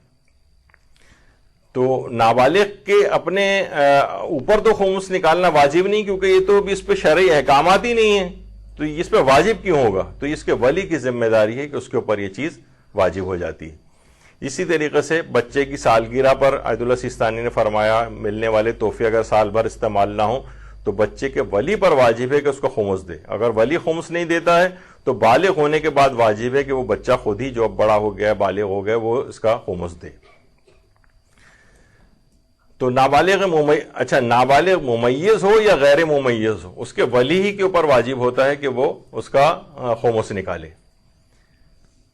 اچھا، اب ایک بڑا دلچسپ مسئلہ اس میں یہ ہوتا ہے کہ آپ نے سنا تھا بھی کہ ممیز بچہ بھی تقلید کر سکتا ہے، اور ضروری نہیں ہے کہ اس کی وہی تقلید ہو جو اس کے والدین کرتے ہوں. وہ مثلا مدرسے جانا شروع ہو گیا، مدرسے میں اس کو تقلید کروا دی گئی، بچے کو اطمینان ہو گیا، والدین اس کے کسی اور کی تقلید میں. ممیز بچے نے جو تقلید کی وہ کسی ایسے کی تقلید کی کہ جو نابالغ کے مال پر خمس کے واجب ہونے کا قائل ہی نہیں ہے، اور والدین جو ہیں اس کے جو ولی ہے اس کا، بچے کا باپ مثلا، وہ کسی ایسے کی تقلید میں ہے، مثلا آقا سیستانی کی تقلید میں، وہ کہتے ہیں بچے کے مال سے ہی خمس نکالا جائے گا. تو اب کیا خمس نکلے گا یا نہیں نکلے گا؟ آقا سیستانی فرماتے ہیں کہ بچہ ممیز اگر کسی ایسے مجتہد کی تقلید میں ہے کہ جو نابالغ کے مال پر خمس کے وجوب کا قائل نہیں ہے، تو ولی کے لیے پھر وہ ولی خمس نہیں نکالے گا اس مال پر. پھر بچے کی تقلید، کیونکہ بچے کی تقلید کو، ممیز بچے کی تقلید کو صحیح سمجھا گیا ہے، تو وہ اپنی تقلید کے مطابق اس کے مال پر خمس نہیں، اس کا جو مرجع کہہ رہا ہے. تو آقا سیستانی فرماتے ہیں پھر باپ نہیں نکالے گا اس کا خمس. یہ ایک بڑا ایک دلچسپ اور ٹیکنیکل مسئلہ اس سلسلے میں پیدا ہو جاتا ہے. ایک اور بڑا مسئلہ ایک پیش آتا ہے، یہ ہر شخص اس میں مبتلا ہو سکتا ہے، نابالغ بچے سے خرید و فروخت کا مسئلہ. دیکھیں، نابالغ بچہ جو ہے وہ خرید و فروخت نہیں کر سکتا، اور یعنی جو خرید و فروخت کرے گا بھی تو وہ خرید و فروخت شرعی لحاظ سے باطل شمار ہوتی ہے. باطل یعنی اگر بچہ خود آزادانہ طور پر خرید و فروخت کرے، آزادانہ یعنی بالکل انڈیپینڈنٹ، مثلا اس کو جیب خرچ ملتا ہے، وہ گیا بازار سے کھلونا خریدنے چلا گیا، 5 سال کا بچہ برابری میں مثلا اس کی دکان تھی کھلونے کی، وہ وہاں سے خرید کر لے آیا، اس نے پیسے دیے، اس نے دکاندار نے دے دیا. تو اب یہ بچہ آزادانہ طور پر اگر خرید و فروخت کر رہا ہے تو یہ خرید و فروخت باطل ہے. اس کا نتیجہ کیا نکلے گا بھی آگے چل کر میں بتاتا ہوں. البتہ بہت معمولی قیمت کی رائج خرید و فروخت ممیز بچہ کر سکتا ہے. دیکھیے، غیر ممیز بچہ تو نہیں کر سکتا، وہ تو بالکل ہی اس کی باطل ہے. مثلا 3 سال کا بچہ، 4 سال کا بچہ دکان سے کوئی چیز خریدنے، نہیں، وہ باطل ہے. اچھا، لیکن معمولی قیمت کی رائج خرید و فروخت جو ہوتا ہے، مثلا ٹافی خریدنے چلا گیا، غبارہ خریدنے چلا گیا ممیز بچہ، تو عام طور پر یہ والی خرید و فروخت اس کے لیے یعنی یہ والی خرید و فروخت کر سکتا ہے چھوٹی سی چیزوں کی. مثلا سگنل پہ ہوتے ہیں، غبارہ لے کے کھڑا ہوا ہے بچہ 9 سال کا، 10 سال کا، وہ بیچ رہا ہے، تو یہ ایک رائج خرید و فروخت ہے جو ممیز بچے عام طور پر کرتے ہیں. جب پہلے زمانے میں ہوتا تھا وہ کنگیاں لے کے کھڑے ہوتے تھے، ببل گم، فلاں، ٹافیاں، اس طرح کی چھاوڑی ٹائپ کی چیز ہوتی تھی ان کے پاس. تو یہ اس میں بھی کچھ مجتہدین ایسے ہیں، گزرے ہیں کہ جو کہ کہتے تھے نہیں، کوئی ایک معمولی قیمت کی چیز بھی نہیں خریدی جا سکتی اس سے. اس کا بھی ایک نتیجہ نکلے گا آگے چل کر کہ وہ پھر وہ آپ نے اس سے وہ اگر بیچی کوئی چیز، وہ پیسے آپ کے پیسے نہیں بنیں گے. ابھی اس کے ہم کرتے ہیں آگے چل کے بات. یعنی لیکن آغا سیستانی فرماتے ہیں کہ نہیں، جو رائج جو خرید و فروخت ہے نا، عام طور پر بہت معمولی چیزوں کی، چھوٹی موٹی چیزیں، تو وہ خرید و فروخت صحیح ہے، وہ باطل معاملہ اس لحاظ سے شمار نہیں ہوتا. مثلا یہ کہ کوئی بھی اس طرح سے اس نے چھوٹی سی ہاتھ میں چیزیں لی ہوئی ہیں بہت کم معمولی قیمت کی اور یہ رائج ہے، تو کوئی اس میں حرج نہیں ہے، وہ خرید و فروخت صحیح. لیکن اگر دیکھیں ممیز بچہ ہو یا غیر ممیز بچہ ہو، اگر وہ وکیل یا نمائندہ ولی بن کر خرید و فروخت کر رہا ہے، مثلا سگنل پہ اس کا باپ بھی کھڑا ہوا ہے، بچہ اس کے ساتھ ہے اور بچہ آپ کے پاس آ رہا ہے باپ کی طرف سے، تو دیکھا جائے تو یہ آغا سیستانی نے کہا اصل میں پھر یہ دو بالغ افراد کی ڈیلنگ ہو رہی ہے، بچہ بیچ میں ایسی انسٹرومنٹ کے طور پہ استعمال ہو رہا ہے مثلا، تو وہ کہتے ہیں اس میں کوئی حرج نہیں، چاہے بچہ ممیز ہو یا غیر ممیز ہو، اگر وہ وکیل یا نمائندہ بن کر اپنے ولی کی سے خرید و فروخت کر رہا ہے، اس کی اجازت سے کر رہا ہے، تو پھر تو یہ ٹھیک ہے، خرید و فروخت جائز ہے۔ لیکن اگر وہ وکیل اور نمائندہ نہیں، اچھا مثلا بعض اوقات ہوتا بھی ہے اور اطمینان بھی ہو جاتا ہے، اب مثلا ہے کہ وہ بچہ جو ہے مثلا آلو بیچ رہا ہے، اب یہ اتنے چھوٹے بچے عام طور پر یہ آزادانہ خرید و فروخت تو نہیں کر رہے ہوتے کہ جناب یہ 5 سال کا بچہ منڈی جا رہا ہے وہاں سے آلو خرید کے لا رہا ہے اور پھر وہ مثلا بیچ رہا ہے، اس طرح نہیں ہوتا، یعنی عام طور پر ان کا کوئی ولی ہوتا ہے، اس کی اجازت سے یہ بچہ کر رہا ہوتا ہے، اگر یہ اطمینان ہے تو اس سے خرید و فروخت کہتے ہیں کہ یہ ہو سکتی ہے۔ اچھا یہ تھوڑے سے ٹیکنیکل مسئلے ہیں، ایک مسئلے میں چھوڑ دیتا ہوں، تو نابالغ سے اگر خرید و فروخت کر لی ہو تو اب کیا کیا جائے، یعنی باطل معاملہ تھا۔ اچھا دیکھیے بہت سی چیزیں ایسی ہو سکتی ہیں نا کہ ممیز بچہ معمولی چیزوں کی تو خرید و فروخت کر سکتا ہے لیکن بڑی چیزوں کی خرید و فروخت نہیں کر سکتا ہے۔ مثلا ممیز بچہ آ گیا 12 سال کا، مکان کے کاغذات لے کے، آپ اسٹیٹ ایجنٹ ہیں، وہ کہنے لگا میں بیچنا چاہتا ہوں مکان اپنا، آپ نے کہا ہاں ضرور، آپ نے قیمت لگا کے اور اس کو دے دیا، آپ نے کہا تو بڑا اچھا موقع ہے، دیکھیے خود ہی، آپ کہیں گے بھئی خود لا کے اس نے بیچا ہے مجھے، نہیں، ممیز بچہ معمولی چیزوں کی تو خرید و فروخت کر سکتا ہے، بہت قیمتی چیزوں کی نہیں کر سکتا ہے۔ گاڑی بیچنے آ گیا وہ ابا کی اپنے، تو یہ اس طرح سے نہیں ہوگا کہ آپ کہیں گے چلو یہ تو بڑی اچھی بات ہو گئی، تو پروفٹ ہو جائے گا ہمیں، نہیں، یہ ممیز بچہ بالغ اگر ہو جائے تو وہ خرید و فروخت کر سکتا ہے، اور وہ بھی اپنے مال کی، یعنی اپنی کوئی چیز جو اس کی اپنی ملکیت تو اس کے ذریعے خرید و فروخت، تو لیکن بڑی چیزوں کی نہیں کر سکتا، گاڑی، گھر، زیور لے آیا وہ مثلا، تو یہ عام رائج معمولاً زیادہ قیمت کی خرید و فروخت اس طرح کی عمر کے بچے نہیں کرتے، تو وہ معاملہ باطل شمار ہوگا اور ایسی خرید و فروخت جائز نہیں ہوگی۔ لیکن اگر ایسی کر لی ہو کبھی، مثلا بہت معمولی نہیں لیکن نسبتاً تھوڑی سی قیمتی ہے، تو خیر میں نے بہت بڑی قیمتی چیزوں کی مثال دے دی، لیکن اس سے کہیں کمتر چیزیں بھی ہو سکتی ہیں، تو پھر کیا کیا جائے؟ اس میں پھر یہ ہوگا کہ جناب آپ کو بچے کو تو آپ نے وہ چیز دے دی، وہ تو لے کے چلا گیا، مسئلہ یہ ہوا کہ یہ پیسے آپ کے پیسے نہیں بنے، اب یا تو اس کے بچے کو ڈھونڈیں، اس کے ولی کو ڈھونڈیں اور اس سے کہیں گے بھائی یہ معاملہ غلط ہو گیا ہے، آپ یہ اپنے پیسے واپس رکھیں، میری چیز مجھے دے دیں، وہ اگر نہیں بھی دے تب بھی کم سے کم، کیونکہ معاملہ باطل تھا تو یہ آپ کو پیسے اس تک ولی کو لوٹانے ہوں گے جو بچہ دے کے گیا، تو یہ ایک بہت بڑا مسئلہ ہو سکتا ہے۔ ہاں البتہ آپ یہ کہیں گے بھائی وہ تو پتہ نہیں کب ہے کہاں چلا گیا، اب کچھ پتہ نہیں، تو آپ یہ نہیں کہ چلو جو گیا سو گیا، آئندہ میں خیال رکھوں گا، نہیں، جو اس طرح کی خرید و فروخت کی ہے رد مظالم کے طور پر اس پیسے کو حاکم شرع کی اجازت سے صدقہ کرنا پڑے گا، یہ ضرور واجب ہے، یعنی ہم اس پیسے کو رکھ نہیں سکتے۔ تو نابالغ سے خرید و فروخت اگر کر لی جائے تو اب کیا کیا جائے؟ ڈھونڈا جائے، اس تک وہ چیز پہنچائی جائے، اس کے ولی تک وہ نہ ملے تو احتیاط واجب کی بنا پر حاکم شرع کی اجازت سے اس مال کو رد مظالم کے طور پر مستحق شیعہ کو صدقہ کر دیا جائے۔ اچھا اسی طرح سے دیکھیے ایک ہوتا ہے نابالغ جو گھر میں اس طرح کے بچے ہوتے ہیں، ان کی کفالت کس کی ذمہ داری ہوتی ہے؟ باپ اور یا دادا کی ذمہ داری ہوتی ہے۔ چلیں ابھی ہم باپ کی لے لیتے ہیں، اس کی کفالت اس کی ذمہ داری، تو کیا یہ کبھی مثلا باپ اگر کماتا ہی نہیں ہے یا مثلا انتقال ہو گیا اس کا یا کسی دوسرے ملک چلا گیا، بہرحال اب وہ یعنی کفالت خرچہ وغیرہ نہیں اٹھا رہا ہے، تو کیا کبھی یہ کفالت ماں کی ذمہ داری بھی بن سکتی ہے؟ تو ویسے تو دیکھا جائے ماں کے اوپر یہ والی ذمہ داری نہیں ہے، لیکن آغا سیستانی فرماتے ہیں کہ احتیاط واجب کی بنا پر اگر باپ کی حیثیت نہیں ہے کہ وہ کفالت کر سکے، کسی بھی وجہ سے وہ نہیں کر پا رہا ہے، اور ماں کے پاس اگر کچھ اس طرح کے اموال موجود ہیں، تو احتیاط واجب کی بنا پر یہ بچہ ممیز ہو یا غیر ممیز، پھر ماں کی ذمہ داری ہو جاتی ہے کہ وہ اس کی کفالت کرے مالی اعتبار سے۔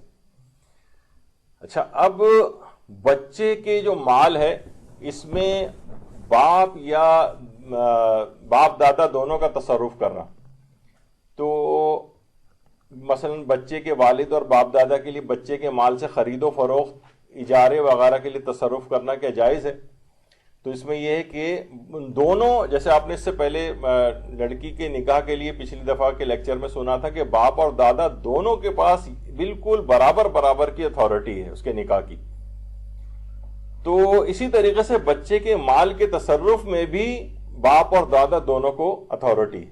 اچھا، اس میں وہ والی شرط بھی نہیں کہ باپ اور یا دادا اس کے عادل ہونے چاہیے، گناہگار بھی ہیں لیکن مثلا باپ اور دادا ہیں تب بھی بچے کے مالی امور ان کے پاس، یعنی عدالت ہونا ان میں کہ وہ گناہگار نہ ہو، یہ کوئی شرط نہیں۔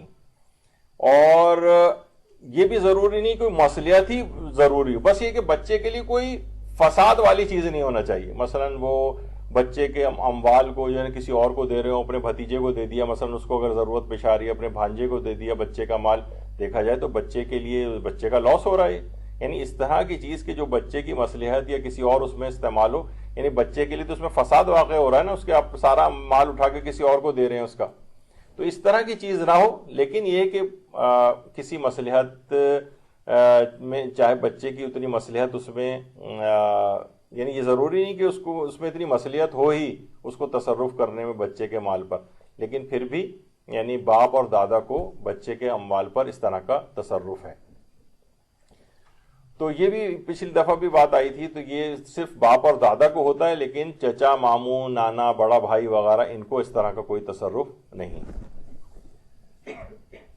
اور یہ بھی بات آ گئی تھی کہ بچے کے مالی امور اور اس طرح کی دیکھ بھال یہ ننیالی رشتہ داروں میں سے تو کسی کے اوپر نہیں، البتہ صرف باپ اور دادا کے اوپر ہے۔ حتیٰ کہ ماں خود بھی بچے کے مالی امور اپنے ذمے نہیں لے سکتی، نہ بالغ غیر ممیز کی نہ ممیز کی، اور اگر اسے لینا بھی ہے تو وہ حاکم شرع سے جا کر اجازت لے گی۔ پچھلی دفعہ یہ بات بھی بیان ہوئی تھی۔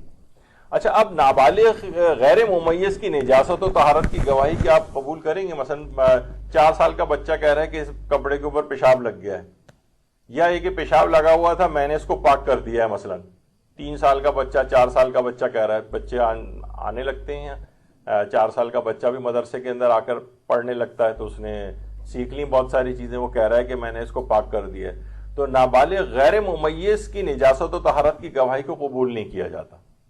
یعنی آپ کو وہ اگر کہہ بھی رہا ہے کہ یہ چیز نجس ہے، تب بھی اگر آپ کے نزدیک ثابت نہیں ہے اس کی نجاست تو آپ اسے نجس نہیں سمجھیں گی۔ وہ کہہ رہا ہے کہ اس کو میں نے پاک کر دیا ہے یا فلاں نے پاک کر دیا ہے، اور آپ کو اطمینان نہیں ہو رہا ہے اس کے اوپر، تو آپ اسے نجس ہی سمجھیں گی۔ یعنی بچے نابالغ غیر ممیز کی نجاست و طہارت کی گواہی کو قبول نہیں کیا جاتا، البتہ نابالغ ممیز کی نجاست و طہارت کی گواہی کو قبول کیا جاتا ہے۔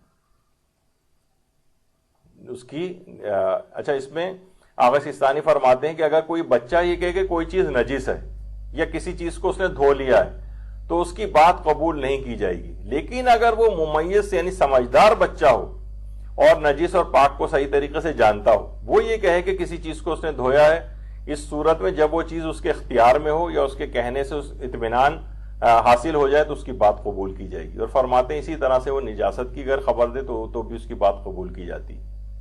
یعنی ممیز بچہ اگر اس کے پاس ہے وہ چیز اور وہ نجس اور پاک کو صحیح طریقے سے جانتا بھی ہے اور وہ کہے کہ میں نے اس کو پاک کر دیا ہے، تو آپ اس کی بات کو قبول کر سکتے ہیں کہ ہاں پاک کر دیا، اطمینان ہو رہا ہے، ٹھیک ہے یہ چیز پاک ہو گئی۔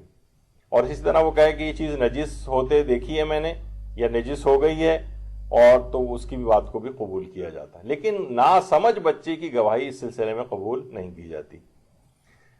اچھا، اب آ جائیے نابالغ کی عبادات اور اس پر جو احکامات ہیں۔ نابالغ غیر ممیز کی عبادت کا ثواب کس کو ملتا ہے؟ غیر ممیز عام طور پہ ہوتا ہے نا کہ مثلا باپ کھڑا ہو گیا، چھوٹا بچہ 3 سال کا، وہ بھی ساتھ میں چھوٹی سی جانماز بچھا کے اس کے اوپر نماز اس نے پڑھنی شروع کر دی، اور اگر بالفرض 4 سال کا ہو گیا اور نماز کو پڑھنی بھی آ گئی ہے، بالکل صحیح وضو کیا ہے، صحیح نماز پڑھی، تب بھی بہرحال علماء نے کہا کہ یہ اس کو عبادت، اکثر علماء یہ کہتے ہیں کہ اس پر عبادت کا حکم نہیں لگے گا، ایک لحاظ سے تمرین، مشق اور پریکٹس، وہ اٹھک بیٹھک کر رہا ہے وہ، کیونکہ وہ قصد قربت نہیں کر سکتا ہے، یعنی اس کے اندر وہ نیت کرنے کی صلاحیت نہیں ہے اس بچے کے اندر۔ تو اس کا ثواب بھی بہرحال جو اس نے نماز پڑھی ہے اس کے والدین کو ملے گا کہ انہوں نے اس قابل کیا، اتنی کم عمری میں ناسمجھی میں انہوں نے نماز اس کو سکھا دی، وضو اس کو سکھا دیا۔ تو نابالغ غیر ممیز کی عبادت کا ثواب اس کے ولی کو ملتا ہے یا جس نے بھی اس سلسلے میں اقدامات کیے ہیں۔ البتہ نابالغ ممیز کی عبادت کا ثواب، ابھی یہ بھی نابالغ ہے لیکن ممیز ہو گیا ہے، اس میں آغا سستانی سمیت دیگر علماء کہتے ہیں کہ اس نابالغ ممیز کی عبادت کا ثواب خود اس نابالغ ممیز ہی کو ملتا ہے، اور وہ ظاہر ہے ان کو بھی وہ اس لحاظ سے شراکت ان کی ہوگی جنہوں نے اتنا اقدام کیا کہ اس بچے کو سن تمیز میں ساری چیزیں سکھا دی گئیں، اس کے والدین نے یا ٹیچر نے، وہ بھی اس میں حصے دار ہوتے ہیں، لیکن اس کو اپنی عبادت کا ثواب خود ہی ملے گا، اس کے نامہ اعمال میں ذخیرہ کر دیا جائے گا اور یہ اس کے نامہ اعمال کو بھاری کرے گا۔ اچھا، اسی طرح سے جیسے کہا جاتا ہے نا کہ بچے کی بیماری والدین کے گناہوں کا کفارہ بن جاتی، تو اسی طرح سے بچے کی جو عبادت ہے وہ بھی نامہ اعمال میں، یعنی والدین کو اس کی بیماری کا بھی فائدہ ملتا ہے اور اس کی عبادتوں کا بھی فائدہ ملتا ہے۔ یہ بہرحال اس لحاظ سے ایک بیچ میں بات آ گئی۔ تو نابالغ سمجھدار جو بچے ہیں ان کے لیے آغا سستانی نے لکھا ہے کہ مستحب ہے کہ نابالغ سمجھدار بچے کو نماز پڑھنے اور دیگر عبادات بجا لانے کی عادت ڈالی جائے، بلکہ مستحب یہ ہے کہ قضا نمازیں بھی پڑھنے پر آمادہ کیا جائے۔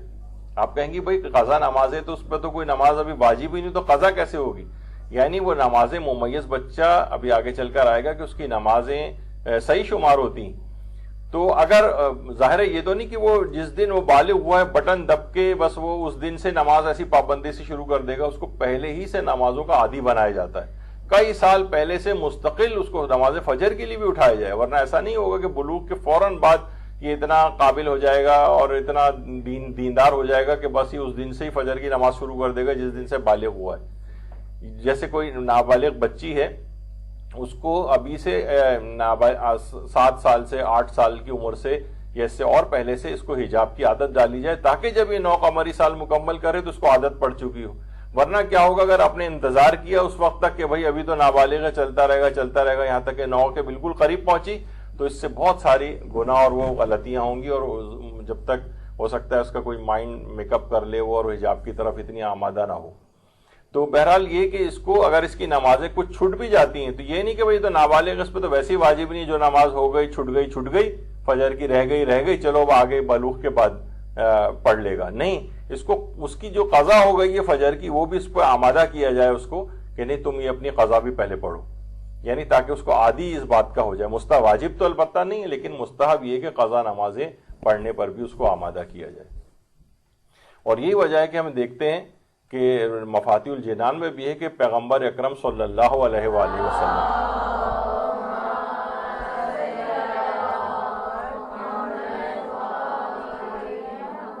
اچھا، اس روایت کے اوپر ہر سال تقریباً لوگ آ جاتے ہیں اور بہت زیادہ جھگڑا کرتے ہیں۔ خیر وہ ایک کہ 23 رمضان کی شب اپنے اہل و عیال کو پیغمبر اکرم بیدار فرماتے تھے، جس پر نیند کا غلبہ ہوتا تھا اس کے منہ پر پانی کی چھینٹیں دیتے تھے، اور شہزادی فاطمہ الزہرا سلام اللہ علیہا بھی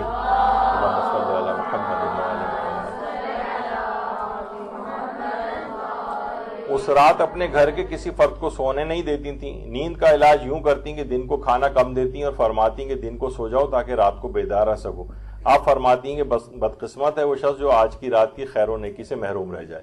اب لوگ کہہ رہے ہیں کہ بھائی جب وہ دن کو کھانا کم دیتی ہیں تو اس کا مطلب ہے کہ وہ دن تو رمضان کے دن ہوتے تھے، شب قدر تو اسی میں آتی ہے، تو یہ کون سے افراد اور بچے؟ تو بچے بھی یعنی ان کے خیال میں اگر 2 سال کا بچہ 3 سال کا بچہ بھی ہے تو خاندان اہل بیت کے وہ والے بچے بھی جو روزہ رکھتے ہوں گے۔ نہیں، ایک عقلی لحاظ سے اس میں سوچا جائے کہ جو چھوٹے بچے اگر ہیں جن کے اوپر ابھی واجب نہیں ہے تو ان کو اس طرح سے سختی کر کے وہ سب چیزیں واجبات کی طرح سے عمل درآمد نہیں کروایا جاتا تھا ان پہ۔ تو بہرحال یعنی ان کو اس طرح سے اس بات کی، جیسے اب ہم ذکر کر رہے ہیں کہ ان کو عادت ڈالی جائے، تو ان کو شب قدروں میں اٹھنے کی، جاگ کر عبادت کرنے کی عادت ڈالنا، اور دن میں کھانا ان کو کم دیا جائے تاکہ رات کو یعنی ایسا نہ ہو، کیونکہ کھانا زیادہ کھانے کے بعد نیند کا غلبہ ہونے لگتا ہے، اور شب قدر میں تو آپ کو پتہ ہے کہ عام دنوں میں شاید کسی کو نیند نہ آئے۔ میں تو اکثر پہچان اپنے لیے شب قدر کی میں نے قرار دی ہوئی، عام طور پر مجھے نیند آتی نہیں ہے زیادہ، تو اور شب قدر جس دن خاص ہوتی ہے طاق راتوں میں، اور جس رات کو زیادہ نیند آنے لگتی ہے میں سمجھ جاتا ہوں آج ہی شب قدر ہے، ورنہ پورے سال نیند نہیں آ رہے، آج کیوں نیند آ رہی ہے؟ تو بہرحال ایک ایسی تو مذاق کی بات تھی۔ تو لیکن یہ کہ بہرحال اس طرح سے نابالغ کے اس کو عادی بنایا جاتا ہے عبادات کا. اسی وجہ سے ایک چیز ہوتی ہے روزہ تعدیب کہتے ہیں اس کو. روزہ تعدیب کافی ساری چیزوں کے مجموعوں کے روزوں کو کہتے ہیں جو بھی ہمارے موضوع سے خارج ہیں. البتہ بہت ساری چیزیں ہیں اس میں کہ وہ افراد جن پر رمضان کا اس دن کا روزہ واجب نہیں ہوتا لیکن احترام رمضان میں یا مشق کے طور پر وہ اس دن بغیر روزے کی نیت کے منافی روزہ کاموں سے پرہیز کریں. یعنی ان کا عمل کیونکہ روزے جیسی شکل کا ہوتا ہے اس وجہ سے اس کو روزہ تعدیب کہتے ہیں. جس کے اندر ایک ہے وہ نابالغ بچہ جو رمضان کے دن کسی وقت بالغ ہو جائے, اور ایک اس کو بھی روزہ تعدیب کہتے ہیں کہ عام طور پر کہ ابھی اس کو سکھایا جا رہا ہے روزہ کہ روزہ ابھی سے ہی نابالغیت کے زمانے سے تم جو ہے وہ رکھنا شروع کر دو. خیر, تو ممیز بچہ جو ہے کیا اس کا روزہ صحیح شمار ہوتا ہے؟ تو جواب ہے کہ جی ہاں, ممیز بچے کی نماز بھی صحیح شمار ہوتی ہے, اس کو پورا ثواب ملتا ہے. ممیز بچے کا روزہ بھی صحیح شمار ہوتا ہے. اچھا, اس میں ایک بڑا ٹیکنیکل اور دلچسپ مسئلہ آتا ہے کہ کیا ممیز نے روزے رکھے جب وہ ممیز تھا, نابالغ تھا لیکن ممیز تھا, تو بلوغ کے بعد ان کو قضا روزوں میں شمار کر سکتا ہے کہ بھئی وہ زمانے کے جو روزے میں نے رکھے تھے وہ صحیح روزے تو تھے, بعد میں مجھ سے کچھ قضا ہو گئے تو کیا میں اس روزے کو ان قضا روزوں میں کاؤنٹ کر لوں؟ تو اس کا جواب ہے کہ جی نہیں, ایسا نہیں ہو سکتا. یعنی نابالغیت ممیز کے زمانے میں جو روزے رکھے ان کا ثواب تمہیں ملا, لیکن ان کو تم بلوغ کے بعد کے قضا روزوں میں احتساب نہیں کر سکتے ان کا, یعنی ان کو اس میں شمار نہیں کر سکتے. یہ ایک مسئلہ ہے جو عام طور پر لوگ سمجھتے ہیں.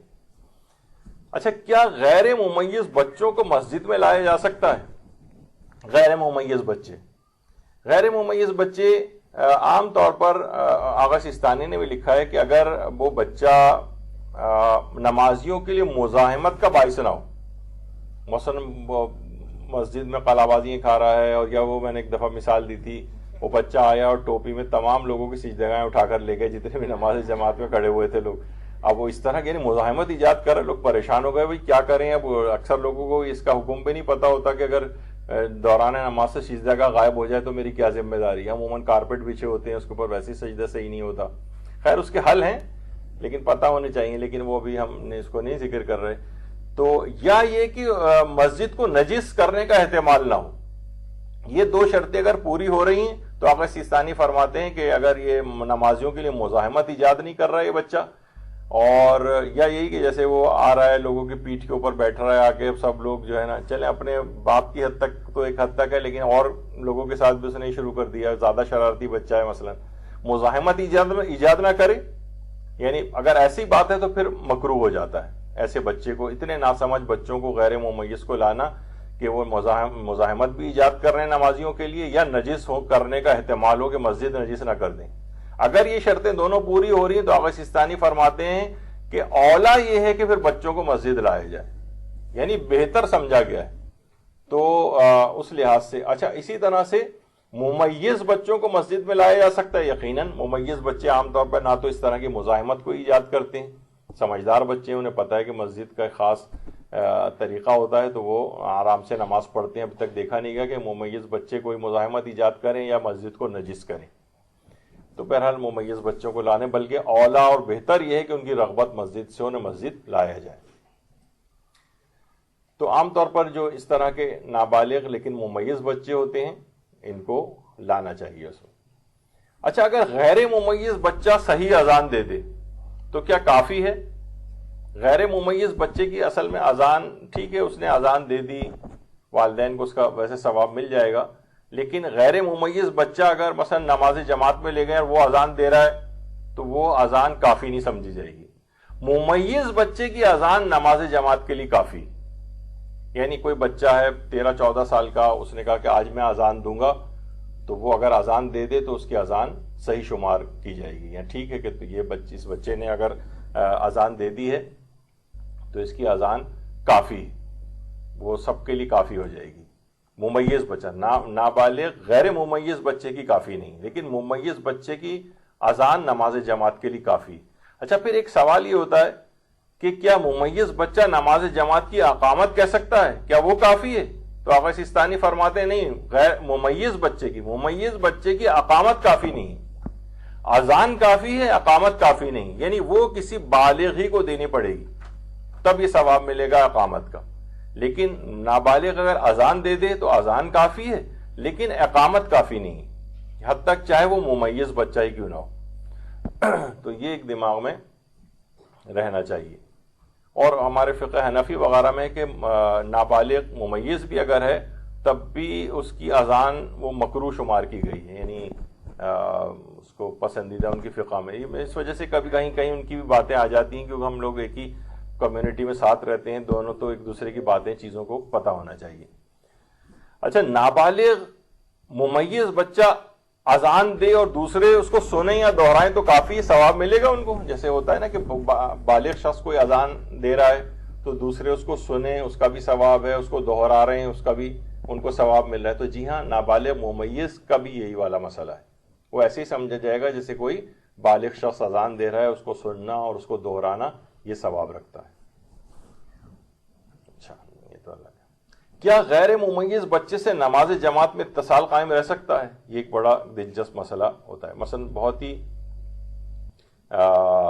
نابالغ غیر ممیز بچہ جو ہے وہ بیچ میں آ کر کھڑا ہو گیا مثلا، تو اب یہ کیا اس سے کیونکہ آپ کو پتہ ہے کہ یعنی نماز جماعت میں اتصال ہونا چاہیے۔ ابھی کورونا جب سے آیا تھا تو اس میں ڈسٹینسنگ کے لحاظ سے فاصلے کی شرط قرار دی گئی تھی۔ عام طور پر ایک بڑا قدم جو ہوتا ہے، عام طور پر ایک قدم کا جو فاصلہ ہوتا ہے، قدم سے مراد ایک پاؤں نہیں بلکہ ایک قدم، یعنی ایک انسان جس طرح جب چل رہا ہوتا ہے تو ایک پاؤں ایک جگہ پہ ہوتا ہے، دوسرا پاؤں دوسری جگہ پہ ہوتا ہے، معمولاً جتنا وہ قدم ہوتا ہے اتنا صحیح سمجھا گیا ہے۔ البتہ وہ میٹرز وغیرہ کا بھی اس کے اندر ایک مسئلہ ہے، لیکن کہ اب یہ جو اتنا چھوٹا بچہ کوئی ہے اور وہ آ کر کھڑا ہو جائے تو یہ سمجھیں گے جیسے یہ ہے ہی نہیں۔ نابالغ غیر ممیز سمجھیں یہ غائب ہے، بیچ سے یہ والی جگہ خالی ہے۔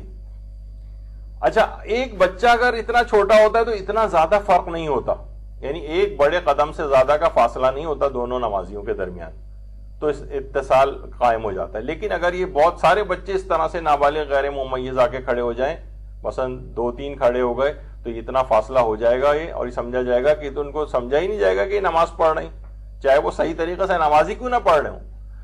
لیکن نابالغ غیر ممیز ہیں تو اتصال قائم نہیں ہوگا۔ پھر یہ ہوگا کہ ٹھیک ہے ایک ایک بچے کو 2 بالغ لوگ بیچ میں درمیان میں رکھیں تاکہ وہ اتنا زیادہ فاصلہ نہ بنے۔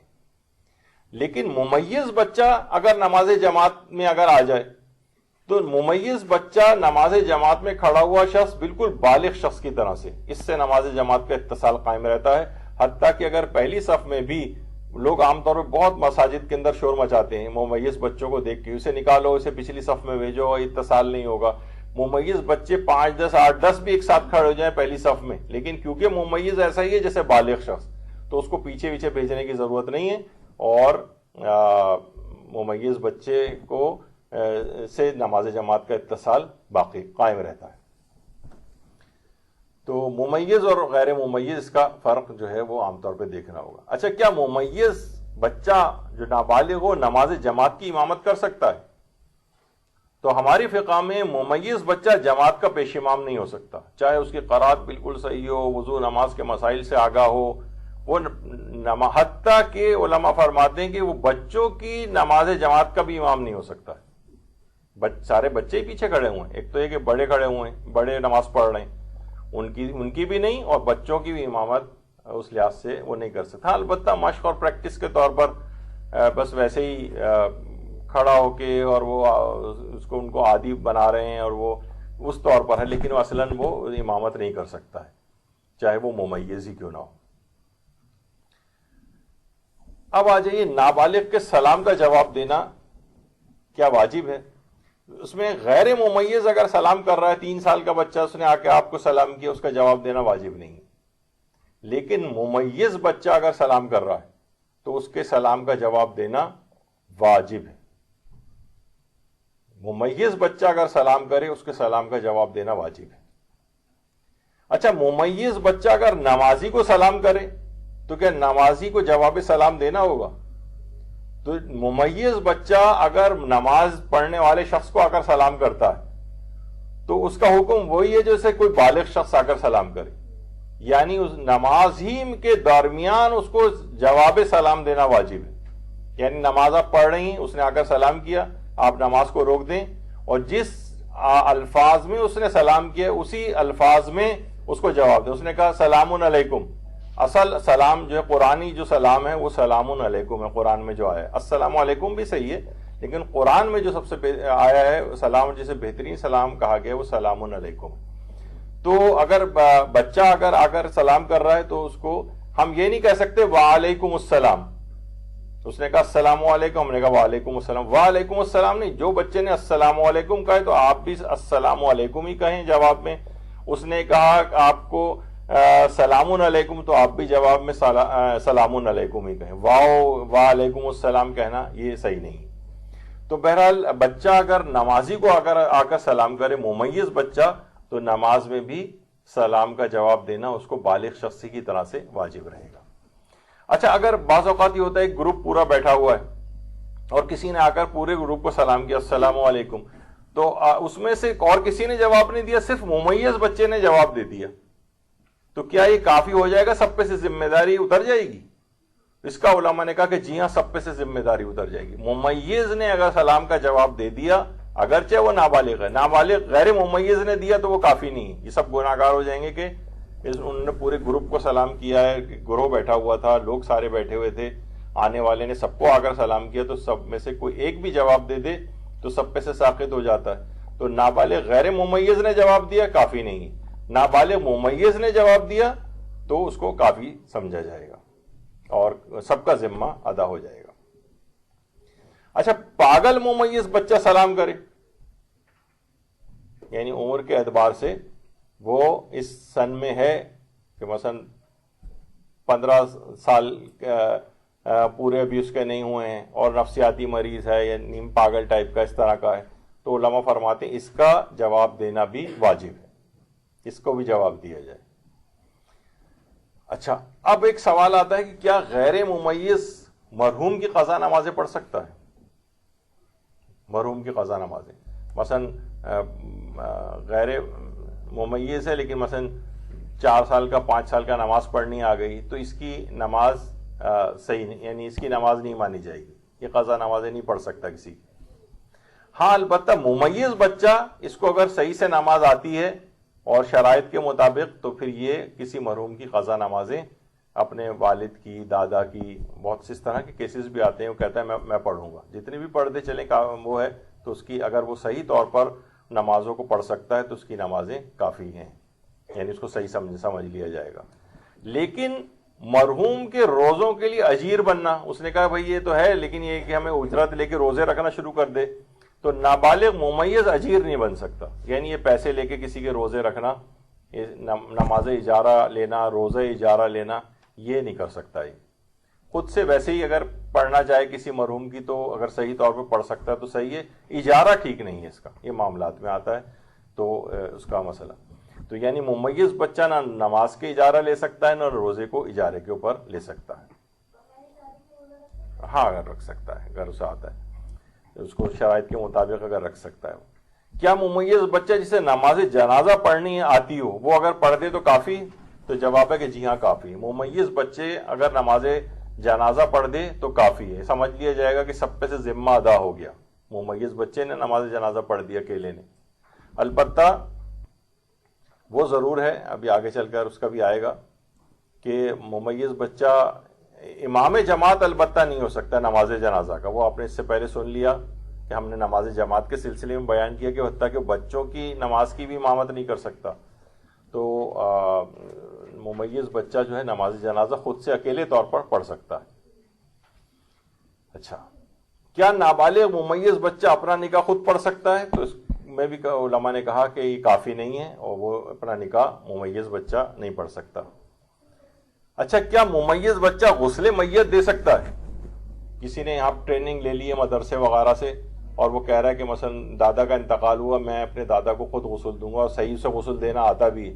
تو جی ہاں، ممیز بچہ غسل میت بھی دے سکتا ہے اور کافی ہے اور سب پر صحیح ذمہ داری ہٹ جائے گی. ممیز بچے کا آپ نے دیکھا کہ کتنا اس کو بالغ شخص کے قائم مقام اسلام نے تقریباً سمجھا ہے. کچھ چیزوں میں سے نہیں سمجھا ہے، کچھ میں سمجھا ہے. تو یہ سارے مسئلے ہیں. اسی طریقے سے نابالغ ممیز اگر میت کو مس کرے تو کیا غسل مس میت واجب ہو جائے گا؟ تو دیکھیے اس لحاظ سے ابھی واجب تو ہو جائے گا، لیکن اس کے زمانے، اس کو ادائیگی کا زمانہ، یعنی اگر یہ اس کے اوپر کس نے کسی میت کو ہاتھ لگا لیا ممیز نے، تو غسل اگر یہ کر لے تو غسل مس میت صحیح ہے، پھر بالغ ہونے کے بعد اسے نہیں کرنا. لیکن اگر اس نے ہاتھ لگایا تھا اور بالغ ہو گیا تو بالغ ہونے کے بعد اسے غسل مس میت کرنا پڑے گا اگر اس نے غسل مس میت نہیں کیا ہے. اگرچہ دیکھا جائے تو اس نے جو ہاتھ لگایا تھا مردے کو، یہ تو نابالغیت کے زمانے میں لگایا تھا، لیکن غسل مس میت اس کے اوپر آ گیا. لیکن اگر غیر ممیز ہے، وہ اگر غسل مس میت اسے سکھا بھی دیں تب بھی کافی نہیں ہے، اور بالغ ہونے کے بعد اس کو غسل مس میت کرنا پڑے گا. تو یہ ایک اپنے کے غیر ممیز بچے کو غسل مس میت کروا بھی دیا جائے تو کافی نہیں سمجھا جاتا اس کو. اچھا، کیا مرد یا عورت غیر ممیز بچے یا بچی کو غسل میت دے سکتے ہیں؟ ایک بچہ کوئی انتقال کر گیا، تو اگر وہ غیر ممیز بچہ ہے تو بچہ ہے تو عورت اسے غسل دے سکتی ہے. غیر ممیز بچی ہے اسے نامحرم مرد غسل دے سکتا ہے. البتہ علماء فرماتے ہیں احتیاط مستحب یہ کہ 3 سال سے زیادہ والے عمر کے بچے کو پھر نامحرم اس طرح سے غسل نہ دیں اور مماثل اس کو غسل دیں. یعنی اگر بچی ہے تو کوئی عورت اس کو غسل دے، اور اگر بچہ ہے تو کوئی مرد دے. یعنی بہرحال احتیاط مستحب ہے. لیکن ممیز بچے میں تو مماثل کو ہی دینا ہوگا. یعنی عورت اگر ہے تو وہ لڑکی ہے تو عورت دے اسے، اور لڑکا ہے تو کوئی مرد ہی اس کو غسل دے. لیکن غیر ممیز بچے میں عورت یا مرد دونوں میں سے کوئی بھی، چاہے وہ نامحرم ہی کیوں نہ ہو، اس کو غسل دے سکتا ہے. اور احتیاط مستحب ہے کہ 3 سال سے زیادہ والے کو نہ دے. اچھا، اسی طرح سے کیا عورت اور مرد ممیز بچے یا بچی کو غسل دے سکتے ہیں؟ تو نہیں دے سکتے. ممیز بچے اور بچی کو یہ لوگ غسل نہ دیں. یعنی اگر ممیز بچی ہے وہ مثلا 8 سال کی، اسے کوئی مرد نامحرم اس طرح سے نہ دے، یا ممیز بچہ ہے اسے کوئی عورت جو ہے وہ غسل نہ دے. اچھا، ایک اور بھی ایک مسئلہ آتا ہے کہ کس بچے کی نماز جنازہ پڑھنی واجب ہوتی. اگر سیستانی فرماتے ہیں اگر بچہ قمری لحاظ سے 6 سال مکمل کر چکا ہے تو اس کی نماز جنازہ پڑھنی واجب ہے. یعنی 6 سال قمری مکمل کر چکا ہو، اور جو بھی 6 سال کا نہیں ہوا ہو لیکن نماز کی سوجھ بوجھ اس میں آ گئی تھی، فرماتے ہیں احتیاط واجب ہے کہ اس کی نماز جنازہ بھی پڑھنا پڑے گی. یعنی 6 سال کا مکمل ہو چکا ہے تو نماز جنازہ پڑھنی واجب ہے، لیکن 6 سال کا نہیں ہوا لیکن نماز کی سوجھ بوجھ آ گئی تھی تو احتیاط واجب کی بنا پر پڑھنا ضروری ہے. اور اتنا چھوٹا ہے کہ وہ نماز کو جانتا ہی نہیں تو اس کی نماز رجائے مطلوبیت کی نیت سے پڑھی جائے. یعنی اگر کوئی نہ بھی پڑھے اس کی نماز جنازہ، جیسے عام طور پر لوگ پوچھتے ہیں کہ ابارشن ہو گیا یا بچہ پیدا ہوتے ہی مثلا جو ہے وہ مر گیا، تو اس کی نماز جنازہ نہیں، رجائے مطلوبیت کی نیت سے کوئی پڑھنا چاہے تو. لیکن ہاں وہ فرماتے ہیں کہ جو بچہ مردہ پیدا ہوا ہو تو اس کی نماز جنازہ پڑھنا مستحب نہیں، یعنی ثواب بھی کوئی نہیں. پڑھ دیں تو ٹھیک ہے رجائے مطلوبیت کی نیت سے، لیکن ثواب کوئی نہیں. تو یہ عمر کے لحاظ سے بچوں کی نماز جنازہ کا بھی ایک مسئلہ اس میں آتا ہے. تو آغا سیستانی فرماتے ہیں مسلمان بچوں کی میت پر نماز جنازہ واجب نہیں، لیکن وہ بچہ جو نماز کو سمجھ پاتا اس کی نماز جنازہ واجب ہے. اور شک ہے کہ سمجھ پاتا تھا یا نہیں تو پھر دیکھا جائے گا کہ بچے 6 سال کا ہو گیا تھا یا نہیں. اگر 6 سال کا ہو گیا تھا تو نماز جنازہ واجب ہے، ورنہ واجب نہیں.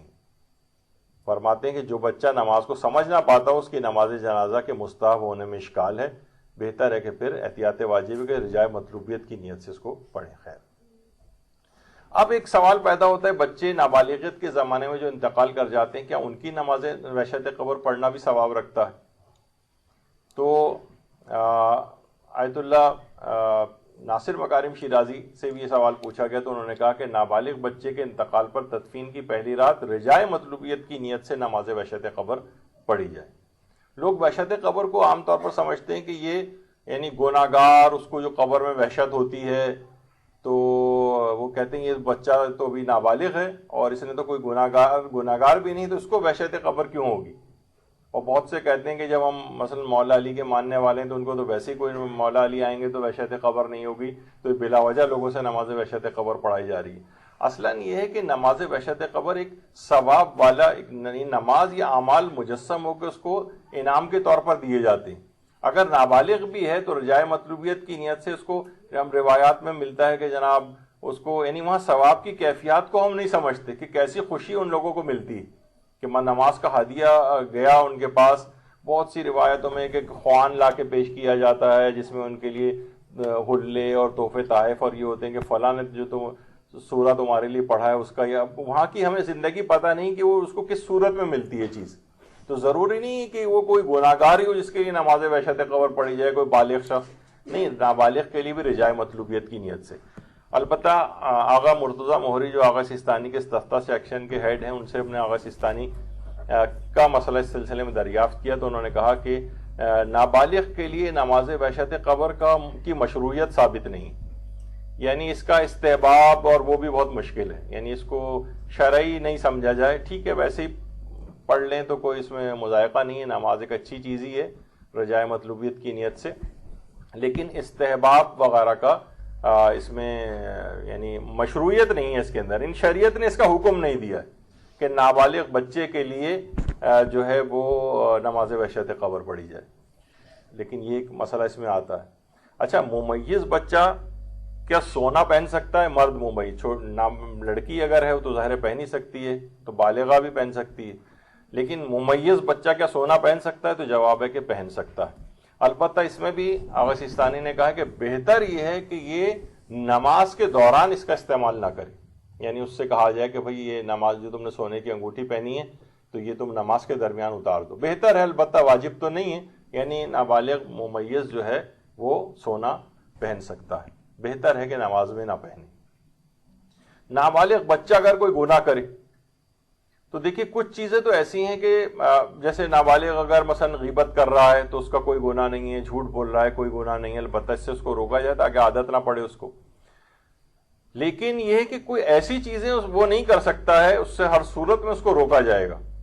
مثلا وہ چوری کرنا شروع کر دی اس نے، مثلا اس نے قتل کر رہا ہے، وہ مثلا 13-14 سال کا لڑکا ہے وہ قتل کر رہا ہے، مثلا بہت سے ہو سکتا ہے کہ بیمار دماغ کے لوگ یہ کہیں کہ بھائی اگر کوئی قتل کروانا ہے بالفرض تو ایسا کرتے ہیں کیونکہ اس کے یہ تو مکلف ہی نہیں ہے، اب اسے کوئی گناہ ہی نہیں لکھا جاتا نابالغ ہے، چلو اس کے ذریعے زہر دلوا دیں کسی کو، معاذ اللہ اس کے ذریعے کسی کو قتل کروا دیں، نہیں، وہ ایک دوسرا ایک بڑا ایک پہلو ہے۔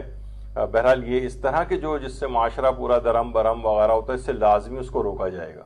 لیکن یہ کہ عام طور پر جو اور گناہ ہیں جیسے جھوٹ بولنا، غیبت کرنا یا اس طرح کی کوئی اور چیز زبانوں کے جو گناہ ہوتے ہیں اگر وہ ہو جائیں تو وہ بہرحال نہیں لکھے جاتے کیونکہ یہ ابھی نابالغ ہے، لیکن اس طرح کے جو گناہ ہیں قتل، چوری وغیرہ اس سے لازمی اس کو روکا جائے گا۔ اگر ممیز بچے نے کسی کا مالی نقصان کر دیا تو کون ضامن؟ کیا اس کی مثلا 11-12 سال کا بچہ ہے، اس نے کسی چیز کے جا کے اور شیشہ توڑ دیا کسی کی گاڑی کا مثلا، تو اب اس بچے سے لیا جائے گا یا یہ اس کے ولی سے لیا جائے گا؟ تو بہرحال یہ ہے کہ اس بچے کے مال سے ہی اس کا خرچہ جو ہے وہ اس کا جبران کیا جائے گا، اور یہ بچہ بالغ ہونے کے بعد اگر مثلا اس نے نابالغیت کے زمانے میں کسی کا کوئی مالی نقصان کیا تھا تو یہ نہیں کہ بھائی بچپنے میں تو ایسی چیزیں ہو جاتی ہیں، نہیں، یہ ضامن رہے گا اور بالغ ہونے کے بعد وہ جو نقصان نابالغیت کے زمانے میں کیا تھا یہ اس کو دینا پڑے گا۔ اسی طریقے سے ممیز بچے نے اگر کسی کا کوئی جسمانی نقصان کیا ہو، دیت وغیرہ واجب ہو گئی، ایسا مارا لڑائی جھگڑے کے اندر، مثلا بچے ہیں آپس میں جھگڑ پڑے، وہ ایک نے اٹھا کے پتھر مار کے سر پھوڑ دیا کسی کا، دیت واجب ہو گئی، تو اس بچے کا اگر اپنا کوئی مال موجود ہے تو اس مال سے وہ دیت دی جائے گی، ورنہ بالغ ہونے کے بعد یہ بچہ اپنے مال سے جو ہے اس کی دیت ادا کرے گا یا معاف کروائے گا اس کو۔ یعنی یہ نہیں کہ جو گزر گیا بھائی ٹھیک ہے آئندہ، وہ زمانے میں تو چھوٹے بچے تھے کہ ہو ہی جاتا ہے سب کے ساتھ، نہیں، وہ ضامن رہے گا اور بالغ ہونے کے بعد اس کو ادا کرے گا۔ اچھا، اب خود بچوں کو ممیز اور غیر ممیز بچوں کو مارنے کا مسئلہ کیا ہے؟ تو دیکھیے نابالغ اولاد کو جسمانی سزا دینا آغا سیستانی فرماتے جائز نہیں، لیکن اگر اس کو مارنے پیٹنے کے علاوہ کوئی چیز ممکن نہیں ہے اس کو اس چیز سے روکنے کے لیے، تو فرماتے ہیں احتیاط واجب کی بنا پر 3 بار سے زیادہ نہ مارے، وہ بھی اس طرح سے کہ اس کا نہ جسم لال ہو یا نہ سیاہ ہو جائے. اور بالغ اولاد کو مارنا تو فرماتے ہیں احتیاط لازم کی بنا پر جائز ہی نہیں. یعنی 15-16 سال کا لڑکا اگر ہو گیا ہے اور تو باپ اس کو مار رہا ہے، اس پہ ہم کافی تفصیلی وقت تھا کچھ عرصے پہلے جس پہ پورا درس لے چکے ہیں کہ کیا اس سلسلے میں ہوتا ہے، حتیٰ کہ دیت وغیرہ بھی باپ کے اوپر واجب ہو جاتی ہے. ابھی تو آپ کے اس میں ہے کنٹرول میں، لیکن جیسے جیسے بڑا ہوگا مارنے پیٹنے سے ہمیشہ سوائے نقصان کے کچھ نہیں. زیادہ تر 99.99% دیکھا ہے کہ اس کا صرف کوئی یعنی سوائے نقصان کے اور کچھ نہیں. لیکن کوئی چارہ کار نہیں ہے اس کے بغیر یہ مثلاً باز نہیں آ رہا ہے اس سے، تو فرماتے ہیں کہ 3 بار سے زیادہ نہیں مار سکتا ہے احتیاط واجب کی بنا پہ، وہ بھی اس طرح کہ دیت واجب نہ ہونے پائے. یہ نہیں کہ باپ اس طرح سے مار رہا ہے، اس کے نیل پڑا جا رہا ہے، لال ہوا جا رہا ہے وہ، یا مثلا ڈنڈے وغیرہ سے اس کو مار رہا ہے، ہاتھ سے ہی مار رہا ہے، یہ جائز احتیاط لازم کی بنا پر نہیں. اور آیت اللہ خامنہی تو فرماتے ہیں اولاد کو کسی بھی حال میں مارنا جائز نہیں. اور یہی بات پوچھی گئی ہے آغا سستانی سے شاگرد کو، یعنی مثلا استادوں کو مارنے کے لیے. لوگ کہتے تھے نا کہ بھئی یہ لیجئے کیا ہے وہ کہ وہ چمڑی آپ کی اور ہڈیاں ہماری، پتہ نہیں کیا اس طرح سے کچھ کہا جاتا ہے. بہرحال ہاں، تو وہ فرماتے ہیں کہ اس کو بھی یہ جو والدین کے لیے بھی وہی والا مسئلہ ہے، وہی استاد کے لیے بھی. اچھا، استاد کو اگر اتنا مارنا ضروری ہو جائے، کوئی ایک بچہ ایسی بڑی خرابی میں مبتلا ہو رہا ہو، تو ولی کی اجازت سے اس کو 3 بار ایسا مار سکتا ہے فقط کہ اس کا جسم سرخ یا نیلا وغیرہ نہ پڑے، یعنی دیت واجب نہیں ہونی چاہیے. اور بالغ کو تو ولی کی اجازت سے بھی نہیں مار سکتا.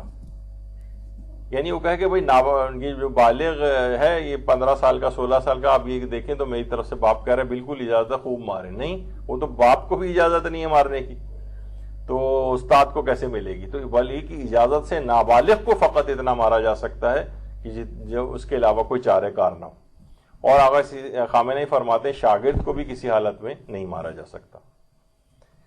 اچھا، اب آ جائیے نابالغ بچہ یہ اگر اعتکاف کرے تو کہا، یعنی علماء یہ فرماتے ہیں کہ اعتکاف کے لیے بالغ ہونے کی کوئی شرط نہیں ہے. نابالغ بچہ اگر ممیز ہے تو وہ اعتکاف کر سکتا ہے، اس کو ثواب ملے گا، اس کا اعتکاف صحیح ہے بالکل. اچھا، کیا نابالغ بچے کو فطرہ دے سکتے ہیں؟ دیکھیے، اگر اس میں بھی فرماتے ہیں کہ اگر کوئی شیعہ بچہ فقیر ہو تو انسان یہ کر سکتا ہے کہ فطرہ اس پر خرچ کر دے، یا اس کے سرپرست کو دے کر اسے بچے کی ملکیت قرار دے دے، یہ کر سکتا ہے. اسی طریقے سے آغا سستانی فرماتے ہیں صدقہ دینا، نابالغ جو ہے وہ صدقے کو قبول نہیں کر سکتا ہے، چاہے وہ ممیز ہی کیوں نہ ہو. وہ فرماتے ہیں کہ نابالغ صدقہ لے نہیں سکتا، یعنی ولی کی اجازت اس میں اس کی ہونی چاہیے تو پھر قبول کر سکتا ہے، ورنہ نہیں. تو اگر اسی طریقے سے فطرہ بھی اگر دے رہے ہیں تو یا فطرے کے اندر یہ ہے کہ فطرہ انسان چاہے تو اس نابالغ کے اوپر خرچ کر سکتا ہے، فطرے کے اندر ہے. جی جی جی نہیں، آپ وہ قبول نہیں کر سکتا اس کو، یعنی وہ لے لیا تو بس ٹھیک ہے، لے لیا اس نے، لیکن یہ کہ بہرحال اس کے ولی وغیرہ کی اجازت ہونی چاہیے.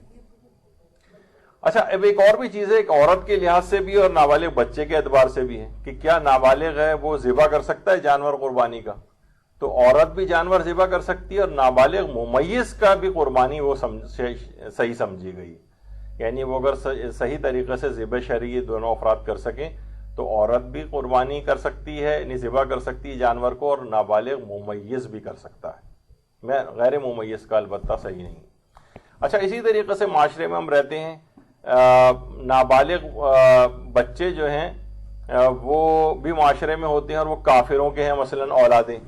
تو کیا کافر غیر کتابی جو ہوتا ہے، مثلا کوئی ہندو کا بچہ ہے، کیونکہ اگر وہ کافر کتابی کا بچہ ہے تو خود کافر کتابی ہی موجودہ مجتہدین کے نزدیک پاک ہے. میں نے آپ کو بتایا تھا یہودی، عیسائی، پارسی وغیرہ آغا سستانی کے نزدیک. تو کیا کافر، ابھی ہم بات کریں کافر غیر کتابی جیسے ہندو ہیں، سکھ ہیں، بدھسٹ ہیں یا لا مذہب ہیں، تو ان کا بچہ جو ہے وہ نابالغ، وہ نجاست کے حکم میں، نابالغ غیر ممیز. اور ممیز بچہ بھی نجاستی کے حکم میں. لیکن یہ کہ اگر وہ ممیز بچہ اظہار اسلام کرے تو پھر وہ اسلام کے حکم میں ہوگا, اسے پاک سمجھا جائے گا. آغا سیستانی فرماتے ہیں اگر وہ اظہار اسلام کر رہا ہے, اگرچہ نابالغ ہے لیکن وہ اسلام کا اظہار کر رہا ہے کہ میں نے اسلام قبول کر لیا, تو یہ نہیں کہ بھئی یہ تو نابالغ ہے, یہ تو اپنے ماں باپ کے حکم میں ہوتا ہے, یعنی ماں باپ اگر کافر ہیں تو یہ بھی کافر کہلایا جائے گا, وہ غیر ممیز ہے. ممیز اگر کہے کہ میں اظہار اسلام کرتا ہوں تو اس کے اسلام کو کافی سمجھا جائے گا اور اسلام کے ہی احکام اس پر ہوں گے, یہاں تک کہ اگر وہ نابالغ ممیز اظہار اسلام کے بعد مر جائے تو مسلمانوں کے قبرستان میں دفن کیا جائے گا, اس کی نماز جنازہ پڑھی جائے گی وغیرہ. لیکن غیر ممیز ہے 3 سال کا, 4 سال کا, 5 سال کا, تو وہ یہی سمجھا جائے گا کہ یہ وہی, اگر باپ ہندو ہے تو وہ بھی بچہ بھی ہندو اور وہ بھی نجس, وہ گھر میں اگر آ گیا اور گیلا ویلا ہاتھ لگ رہا ہے اس کا تو پاک کرنا پڑے گا. لوگ کہیں گے بھئی یہ جو نابالغ بچہ اس کا کیا نہیں, وہ اس کے تابع سمجھے جاتے ہیں, یعنی اپنے باپ کے ولی کے تابع سمجھے جاتے ہیں. ہاں البتہ یہ کہ بچہ اسلام میں رغبت تو رکھتا ہے, یعنی اظہار اسلام نہیں کیا لیکن اسلام کی تعلیمات میں رغبت رکھتا ہے, یا وہ تحقیق کر رہا ہے کہ میں اسلام کو قبول کروں یا نہیں کروں, تو اس حالت میں اس شک والی جو کیفیت ہوگی اس میں اس کی نجاست کے حکم کو یعنی احتیاط واجب ہے کہ اس پہ نجاست کا حکم جو ہے وہ نہیں لگے گا, اور یعنی احتیاط وہ فرماتے ہیں کہ احتیاط کی رعایت کرنا اولا ہے. لیکن چھوڑیے اس کو, یہ بہت زیادہ ٹیکنیکل ہو جائے گا. تو بہرحال یہ کہ نابالغ ویسے جو غیر ممیز ہیں وہ تو نجیس ہیں سارے بچے, کافر کے جو ہیں, کافر غیر کتابی کے. اور اگر ممیز بچے ہیں تو وہ دیکھا جائے گا کہ وہ اظہار اسلام کر رہا ہے, اگر اظہار اسلام کر رہا ہے تو پاک ہے, ورنہ نہیں. اچھا, روزے دار نابالغ رمضان کے دن اگر بالغ ہو جائے, نابالغ شخص نے استحباب کی نیت سے روزہ رکھا ماہ رمضان میں اور دن میں کسی وقت بالغ ہو گیا, تو اگرچہ واجب تو نہیں کہ اس روزے کو مکمل کرے, لیکن علماء فرماتے ہیں کہ احتیاط مستحب ہے کہ وہ روزے کو مکمل کرے. یہ بھی ظاہر ہے کہ جب وہ اس دن بالغ ہو رہا ہے تو اس سے پہلے ممیز ہو چکا تھا وہ, اور اس نے روزہ رکھا ہوا تھا, روزہ صحیح تھا اس کا, تو فرماتے ہیں احتیاط مستحب یہ کہ اس روزے کو مکمل ہی کر لے, البتہ اس پر واجب نہیں. خیر یہ تو ہو گیا. اچھا, اب بعض اوقات یہ ہوتا ہے کہ شک ہو رہا ہوتا ہے کہ کیونکہ ہم نے کہا کہ ممیز بچوں کے روزے صحیح شمار ہوتے ہیں, اگر لوگوں کو شک ہوتا ہے کہ جو ابتدائی جوانی میں ہم نے روزے نہیں رکھے اس وقت پتہ نہیں میں بالغ ہوا تھا بھی یا بالغ نہیں ہوا تھا, کیا ان کی قضا رکھنی ہے؟ یعنی ان دنوں کے متعلق, ان رمضانوں کے متعلق کہ جو اس پہ شک ہو کہ پتہ نہیں میں اس زمانے میں بالغ تھا یا نہیں تھا. تمام مراجع فرماتے ہیں اگر نہیں جانتا تھا کہ اس زمانے میں بالغ ہوا تھا یا نہیں تو اس پر ان روزوں کی قضا واجب نہیں, یعنی کہ وہ رمضان کے کچھ ایسے دن گزرے کہ جس میں یہ اس کو شک ہے کہ پتہ نہیں میں شاید بالغ ہو گیا تھا یا نہیں, تو فرماتے نہیں شک کی حالت میں ان روزوں کی قضا واجب نہیں ہوگی. ایک اور بڑا دلچسپ مسئلہ آتا ہے کہ کسی نے مستحب روزہ رکھا ہو لیکن نابالغ ممیز بچہ اسے دعوت افطار دے. آپ کو پتا ہے کہ مستحب روزے کو مومن کی دعوت پہ کھول لینا مستحب ہے. اب جو دعوت دے رہا ہے وہ ممیز بچہ ہے. آیت اللہ سیستانی فرماتے ہیں اور آیت اللہ اسحاق فیاض بھی فرماتے ہیں مستحب نہیں ہے کہ روزے کو افطار کریں ممیز بچے کے کہنے پر.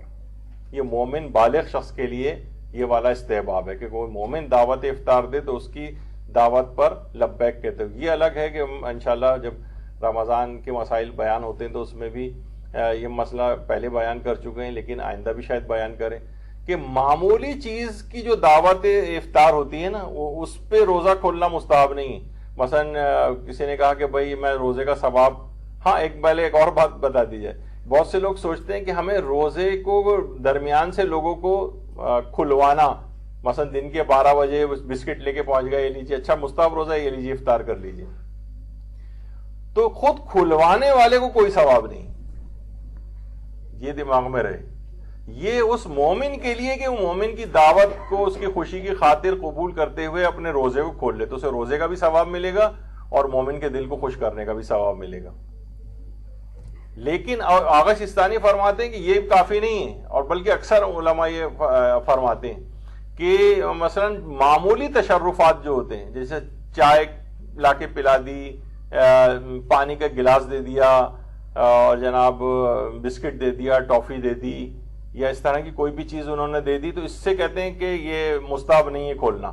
یعنی دعوت طعام دی جائے، کھانے کی دعوت ہو، یہ نہیں کہ کوئی اس طرح کا کوئی چیز ٹکڑا پکڑا دیا جائے، اس پہ روزہ کھولنا یہ مستحب نہیں. اچھا، اسی طریقے سے اگر ممیز بچہ اگر دعوت افطار دے رہا کریں تب بھی ثواب یعنی مستحب نہیں ہے کہ آپ روزہ کھولیں. یہ بالغ افراد، بالغ مومنین کے لیے والا کہ وہ اگر دعوت افطار دیں تو روزہ کھولنا مستحب ہوتا ہے. اچھا، ایک اور بھی ہے مسئلہ کہ مثلا آپ کو پتہ ہے کہ روزے کسی نے نہیں رکھے جان بوجھ کر، تو کفارے میں 60 مسکینوں کو کھانا کھلانا ہوتا ہے. 60 مسکین نہیں مل سکیں تو یعنی یہ نہیں کر سکتا وہ کہ 60 سے کم فقیروں کو زیادہ کھانا کھلا دے جو مل کے 60 ہو جائے. مثلا کہ 30 افراد کو 2 مد طعام دے دے، یعنی ڈبل دے دے، تو 60 کا عدد پورا ہو جائے. نہیں، 60 یعنی ہیڈز کاؤنٹ کیے جائیں گے، یعنی 60 جو کفارے دینے ہوتے ہیں. ایک روزہ تو قضا رکھنا ہی ہوتا ہے، اور جان بوجھ کر اگر کسی نے روزہ اس طرح سے چھوڑا ہے تو اس کا کفارہ بھی ہوتا ہے. تو 60 افراد ہونے چاہیے. تو یہ نہیں کر سکتے کہ ہم 30 افراد کو 2 ڈبل دے دیں. اچھا، لیکن فقیر کے اہل و عیال میں سے ہر ایک کے لیے، چاہے وہ نابالغ ہی کیوں نہ ہو، اس کو کاؤنٹ کر سکتے ہیں.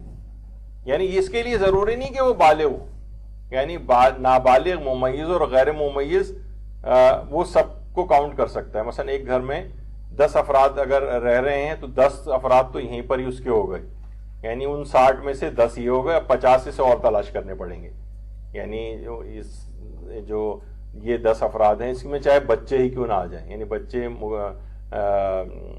ممیز، غیر ممیز، یہ سارے ملا کر یہ 60 کا عدد مکمل ہو جاتا ہے. لوگ عام طور پہ سمجھتے ہیں کہ شاید بالغ افراد کے 60 کا عدد مکمل کرنا ہوتا ہے. نہیں، اہل و عیال میں سے اگر اس کے بچے بھی ہیں تو اس کو بھی کاؤنٹ کر سکتا ہے. ہاں، اب اس میں آتا ہے کہ اگر بچہ کسی نے گود لیا ہوا ہے، ابھی ہم اس کے احکام پہ نہیں جا رہے، ابھی اس لحاظ سے کہہ رہے ہیں، تو یہ بچہ بھی جب ممیز ہو جائے گا تو وہ جو اب اس کی ماں بنی ہوئی ہے تو یہ بھی اس سے حجاب اسی طرح سے کرے گی، اس طریقے سے ایک عام نامحرم جو ممیز بچہ ہوتا ہے اس سے حجاب کا جو حکم ہے، سوائے اس کے کہ وہ احتیاط واجب وغیرہ میں رجوع کر لیں. یعنی نابالغ ممیز بچے کو، یعنی اگر گود لیا اس نے بچے کو، تو وہ ممیز ہونے کے بعد اس کے احکامات وہی اسی طرح سے ہوں گے اس عورت کے لیے بھی جو کہ ایک عام ممیز بچے کے ہوتے ہیں. اور یہ میں نے اس سے پہلے بھی بتایا تھا کہ وہ کسی بھی صورت اس کے نام کو تبدیل نہیں کر سکتا ہے، وہی سب کے سب، یعنی اصل باپ کے نام سے ہی یہ بچہ ہمیشہ پکارا جائے گا، اور ڈاکومنٹ میں بھی اسی کا ہی نام لکھنا پڑے گا. اگر ایسے نام کسی نے اپنے لکھوا لیے ہوں تو ان ناموں کو تبدیل کر کے اصل باپ کا نام کروانا پڑے گا. خیر، اچھا، اب کیا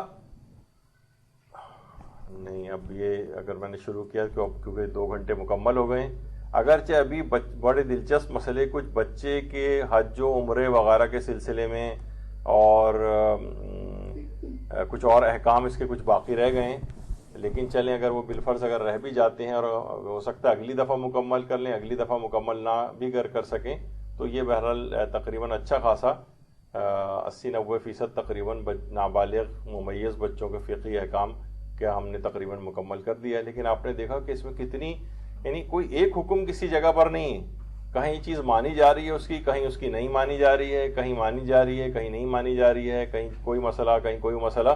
تو بہرحال صرف ممیز بچوں ہی کے فقہی احکام کتنی ورسٹیلٹی اور ایک وسعت اور وہ سب رکھتے ہیں. تو اس انداز سے بھی کلاسیں لینے کا مقصد یہ ہے کہ تاکہ آپ کا دماغ ذرا کھل جائے. اور یہ لوگ کہتے ہیں بھائی نابالغ کا صرف ایک فلاں چیز بتا دیں، اس میں کتنے زیادہ مسئلے، آپ نے دیکھا کہ کتنے زیادہ الگ الگ مسائل کے اندر تبدیل ہو جاتی ہے بات.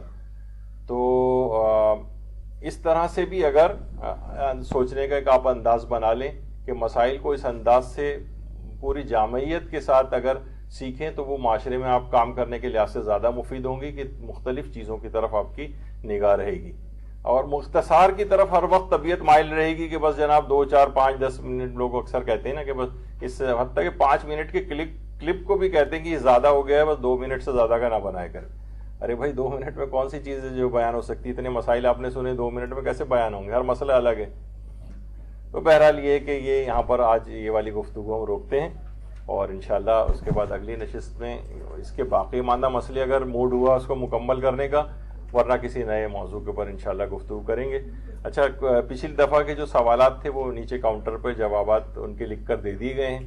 آپ لوگوں سے بھی ہے کہ درمیان میں اس وجہ سے ہم اوائڈ کرتے ہیں کہ جو اتنے تسلسل کے ساتھ یہی موضوع ہمارا مکمل نہیں ہوتا، پھر آپ کے سوالات بھی بیچ میں ڈال دیے جائیں تو وہ بہت زیادہ پریشانی ہو جاتی ہے اس میں۔ تو آپ لوگ یا تو لکھ کر سوال دے دیں، وہ ان کے جوابات اگلے اتوار کو مل جائیں گے، یا پھر یہ کہ آپ لوگوں کے پاس سب کے پاس فیس بک اور وہ اس میں ان باکس میں آ کر سوال کریں، جو بھی اپنا ہے اس میں ہم زیادہ جلدی اور تیز رفتاری سے جوابات دے دیتے ہیں۔